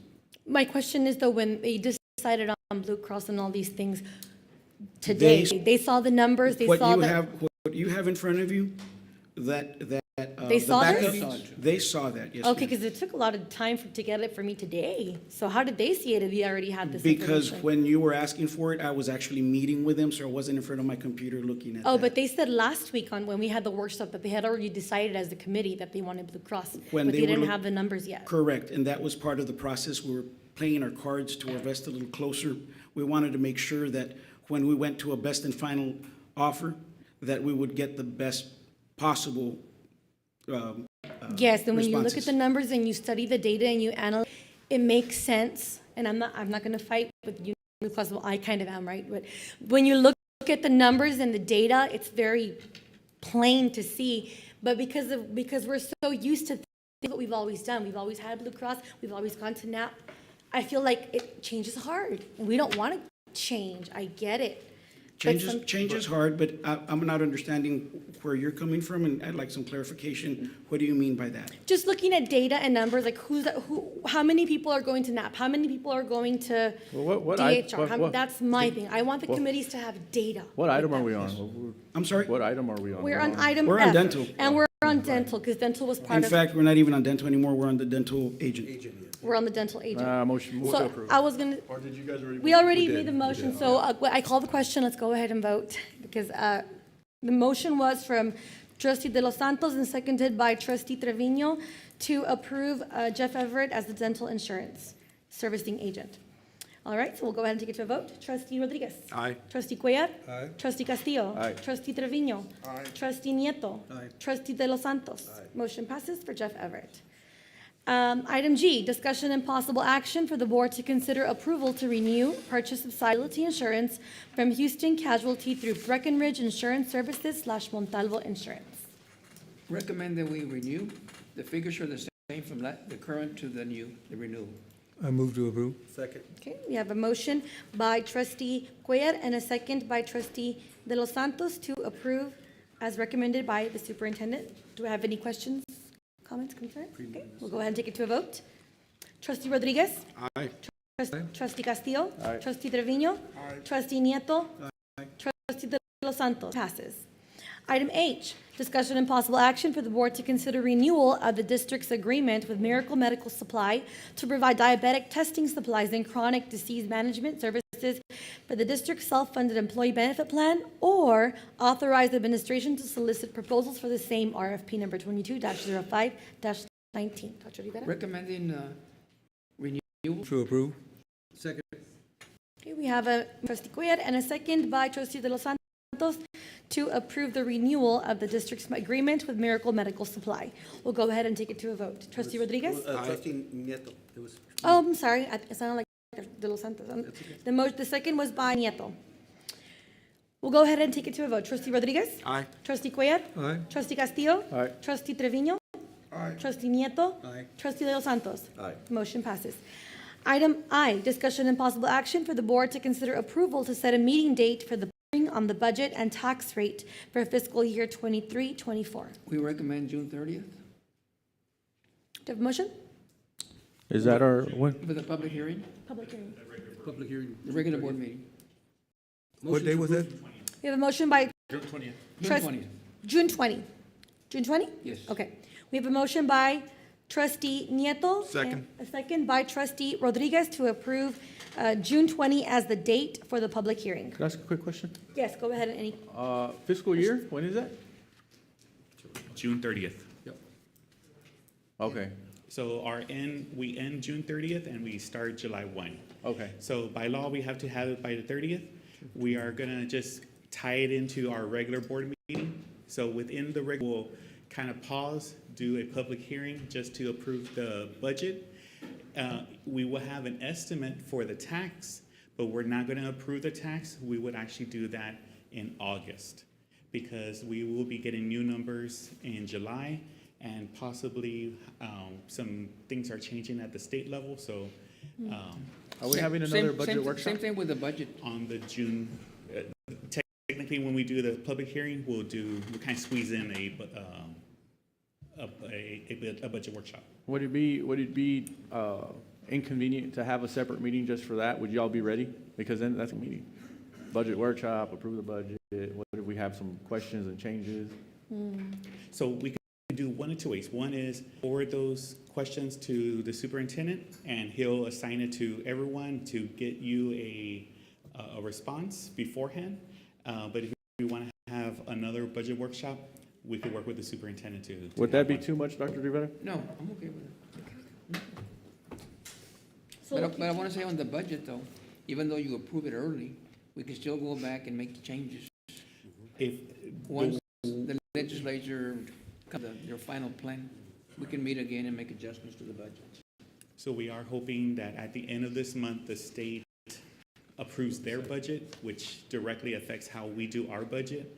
If it doesn't happen, it will be a summer session at the state level, which will push our final number. We will still do a budget, but we would know that any major pay increases is going to be done through an amendment at a later date. Right. So that's kind of like the backup plan in case if they don't finalize all the laws. And the only reason we're going to this was because before, it used to be August 31st. Before. When the budget was approved. But it was changed now to this one, where it ends June 30th. That is right. Okay, So maybe we'll go back to August 31st. all right. Any further comments? Go ahead and take it to a vote. It was motioned by Mr. Nieto and seconded by trustee Rodriguez. So go ahead and vote for June 20 as the meeting date. Trustee Rodriguez? Aye. Trustee Cuellar? Aye. Trustee Castillo? Aye. Trustee Trevino? Aye. Trustee Nieto? Aye. Trustee De Los Santos? Aye. Motion passes for June 20. Item J, discussion and possible action for the board to approve the bank depository services fiscal years 23-24 and 24-25, RFP number 23-05-35. Dr. Rivera? Recommend to go ahead and go with the Texas National Bank. Motion to approve. A second. Okay, I have a motion by Mr. De Los Santos and a second by Mr. Castillo to approve Texas National Bank as the bank depository. And they'll have the contract for fiscal year 23-24 and 24-25. Do I have any questions, comments, concerns? Is that our current depository or are we Yes. changing? Okay. Yes. So Texas National Bank has been our depository for the past 8 years. We are allowed to approve one and have 3 2-year options. We have used all options already. So we did have to go out for requests for bids. We received bids, and you have your recommendation. So this starts off the new cycle all over again. So this is a 2-year agreement. Yeah, it's super statutory and technical to pick a depository, so. I'm sorry? It's statutory, it's technical to pick a depository, it's by TA rules and all that kind of good stuff. Yes, and thankfully, they've been laxing their rules in these past 4 to 6 years, so, but it is a statutory reason why we're here. I have a question, Mr. Carranza, do you represent Texas? I just had a question because I know somebody brought it up. I don't remember if it was one of the board trustees. Does the money that sits there, does it acquire interest when it's sitting there? Or is it just, how does that work? Just for, because I know it was a community question when we talked about the bank depository services. Good evening, guys. Good evening. So to answer your question, I think that you guys are the ones that invest that right now, currently, you do not earn interest on your monies, right? Okay. You go and you put it out to the state level, all that good stuff. So I think that Mr. Rubello would answer that question a little bit better than I would. Okay. But there is no fees. No, there is right? no There's fees. There's no fees Right. per any charge compared to everyone that The other charges banks monthly. did charge fees and you guys Right, didn't. We're charging zero fees. Zero fees. Yes, Zero that fees. was very good, very good. Correct. I think there is an option at this point, though, to give you a money market account at 2% if you chose to go that route. And at this time, though, all fees are zero. Right. Yes. Thank you. Okay, so that's where we So, keep the money. yes, so 2 years ago, when this agreement was brought to the board, it said that we had to leave at least 2 million, which would be earn enough credit to offset the bank fees at that time. And so as long as we kept that amount, it just kind of worked out great in that sense. So in our on our bank statement, it shows 0, but it's because we're leaving those. Now with the new aggressive submission plan, those requirements are now saying, nope, you leave whatever you want. In a sense, if you put money into a money market, you will earn interest on that piece of funds. And so what we do in the business office with our investment officers is do that analysis. Where are we going to get the most interest for the district? And so we do have it in different buckets. You do get a quarterly report, which is where we put our funds. And so we're always looking back. Okay. Is the bank giving the most? Is the pools at the state level? Or just different investments? Enforcer. No, not to put you on the spot, that's all. But no, it is true. It's a zero fee compared to other banks. Yeah. There'd be monthly costs and then charges for transactions and everything, so Yeah. that's a good relationship there. I was thinking the same thing, maybe shoot for 4, 4.2. Thank you. Thank you Mr. for Carranza. coming by, Appreciate appreciate Thank it. you. We like the $0 fees, very, very good, thank you. We'll go ahead and take it to a vote. It was a motion by trustee De Los Santos and seconded by trustee Castillo to approve Texas National Bank. Trustee Rodriguez? Aye. Trustee Cuellar? Aye. Trustee Castillo? Aye. Trustee Trevino? Aye. Trustee Nieto. Aye. Trustee De Los Santos. Aye. Motion passes for Texas National Bank. Item K, discussion and possible action for the board to consider approval for the Bobby Lackey Stadium running track improvements, project CSP number 22-06-23 as follows. Will we make 3 motions here or 1 motion with all 3, because there's 3 numbers here? Is this just a change order? Yes, there's one change order and then final completion. Final completion. Franco, you want to come up here? Yeah, So there's 3 items. There's 3 So items. there is an allowance expenditure, and that's $107.50, and that's for the takeoff boards of the jumping pits, the sand pit, the long jump and the triple jump Okay. pits, right? Okay. So we got that, and then there's the change orders for additional days and to get back or credit the district the unspent allowance balance. That's good. So are you satisfied with the track? Yes, sir. We haven't gotten any concerns or any The only calls. question I had, I happened to go by there today, the long jump and jump plates are good. My concern was, they did paint it, the lines, right? But the paint is coming off. And it should be coming off this quick. So maybe you could, I don't know what the warranty is for that. So the warranty is 10-year warranty. Yeah, we do have a 10-year warranty on the track. So, I'm out there just about 3 or 4 times a week, and I know, talking to Pablo Marguerite and Gus Cabrera, the head coaches, they haven't expressed any concerns as far as anything with the paint. But I'll stop by tomorrow and look at it and visit with the. Is somebody making sure that we're not using oversized spikes on those things? 'Cause when you do that, it tears up that stuff pretty good, so. So yes, there's some guidelines that we set for. 1/4 inch, and that's the way it's yeah. supposed to be. Yeah, and we put some guidelines in place. So you guys, oh, go ahead. But we'll stop by tomorrow. Okay. I'll visit with. Anyways, yeah. So you guys are okay with us approving final completion? Yes, sir. Who's the architect? Do we have an architect on it? No, it was an engineer, that was Mariano Garcia, was a civil engineer. Did they sign off on final completion? No, we terminated the contract early due to some legal issues they got into. That name sounds familiar, yes. Yeah, so, and we did try to look for another engineer. Fortunately, nobody would take on the liability. Are we good with doing final completion without the sign off of an engineer? I was gonna ask, speaking on the topic now, and because of that situation that happened, we had, cut ties with that engineer. Is there something that we can do? Because I know we're gonna move forward, like I said, hopefully, one way or another, fixing things. But I like the process that we did with the insurance. Is that something that we can do every time we have our engineers? Because the reality is, we have like 16 that were approved. You highlight 6. We have no idea whether they're actually have, because engineers have more experience in some areas than others. Some work in, utility infrastructures, et cetera. Some do playgrounds, some do whatever. But could we move toward possibly having workshops where when we have large ticket projects, and we're gonna have to go out for engineering and architect services and whatnot for transparency to the public, that we can have them come in and present, rather than kind of just getting a list, because I don't personally know any of the engineers.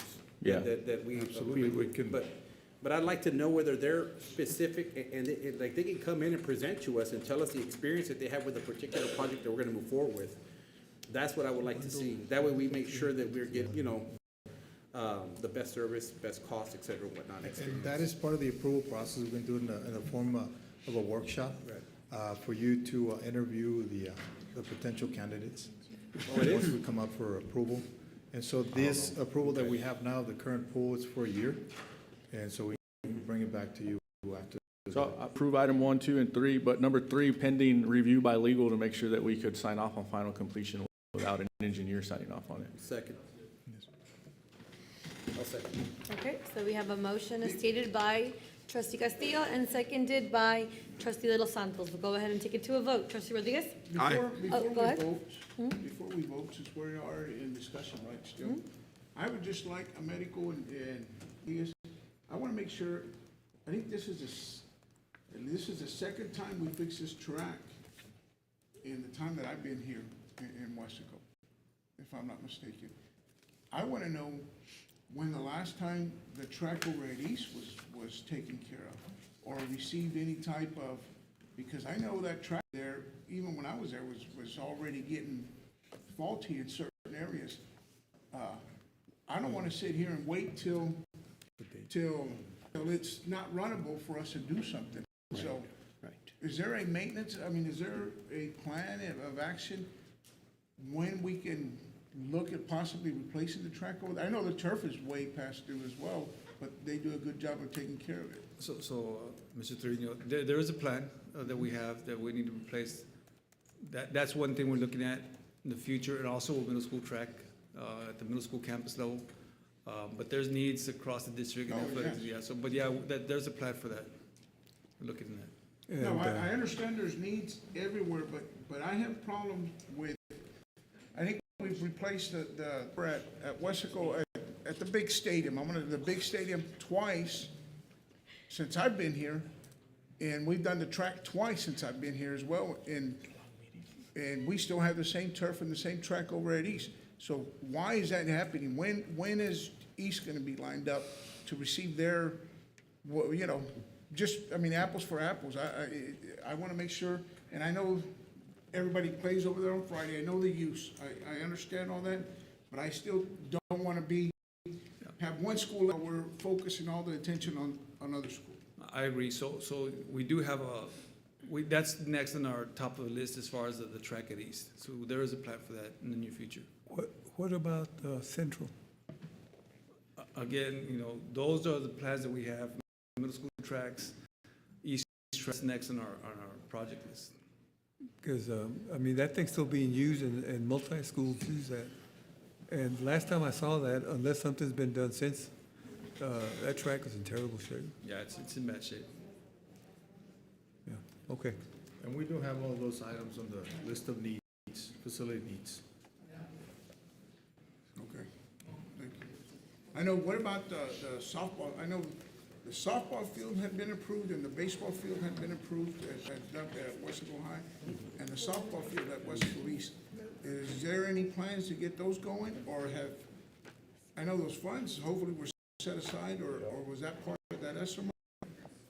No, we had, if I may, we had the engineering lined up, and unfortunately, due to budget constraints, we weren't able to proceed with the project, so we just put them on hold.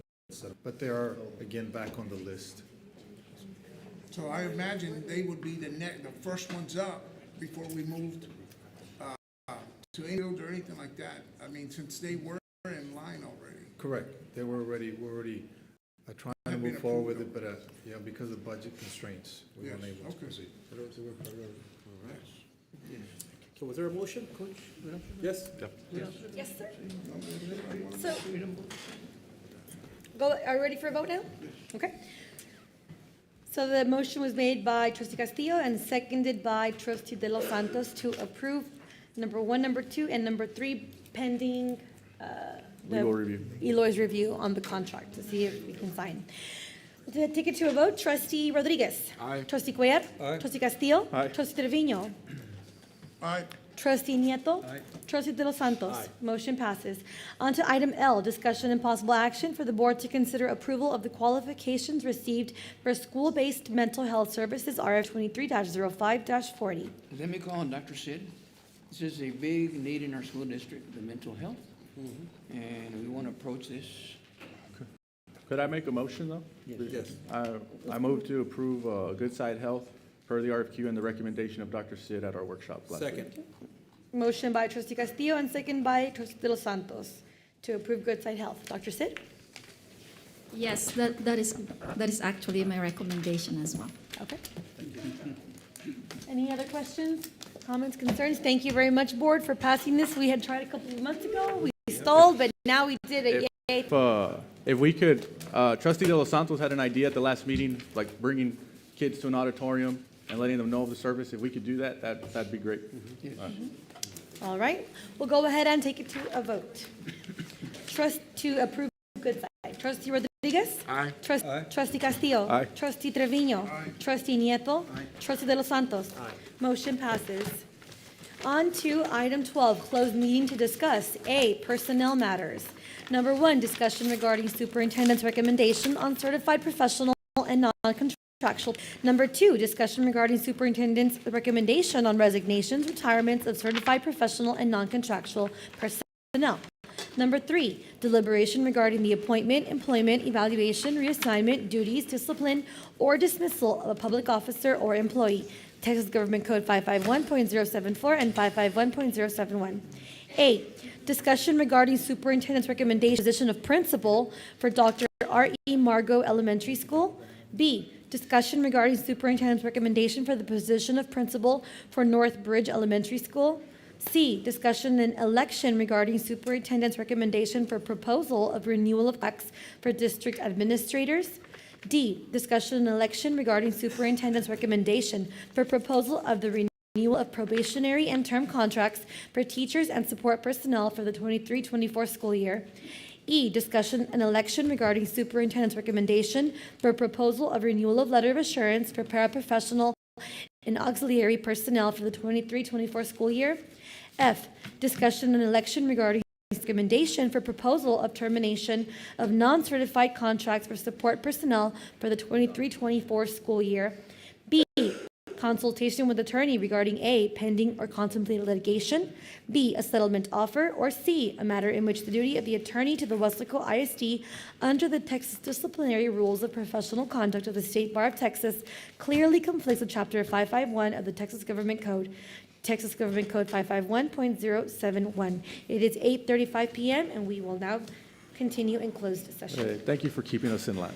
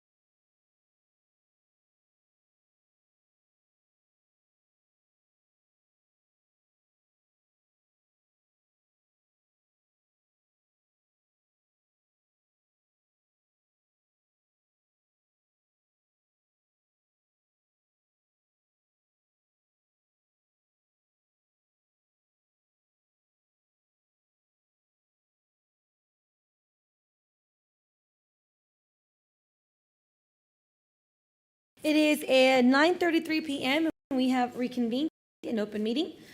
We are on item 13A, possible action if necessary on items discussed in closed meeting. Number 1, discussion and possible action regarding superintendent's recommendation on employment of certified professional and non-contractual personnel. You have the list, recommending approval? Move to approve.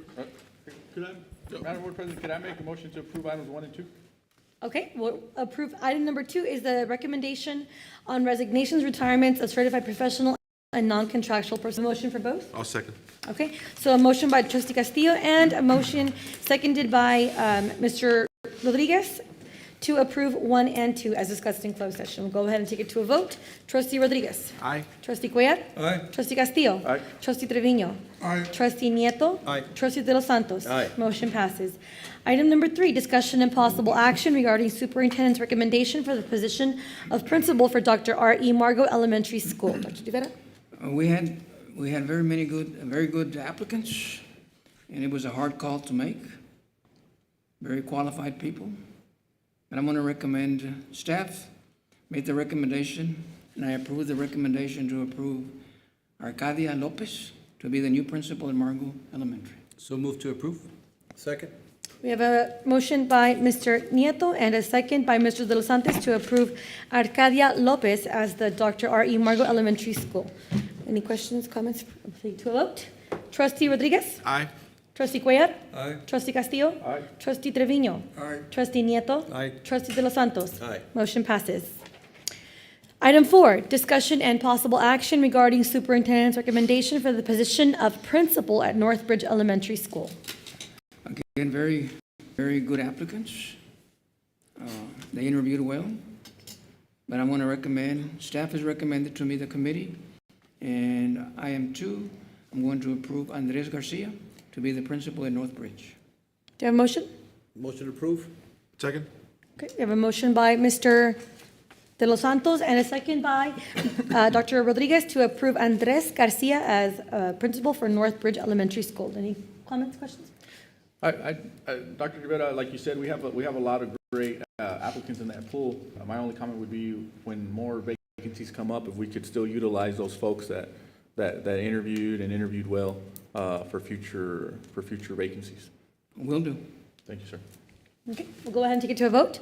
Trustee Rodriguez? Aye. Trustee Cuellar? Aye. Trustee Castillo? Aye. Trustee Trevino? Aye. Trustee Nieto. Aye. Trustee De Los Santos. Aye. Motion passes.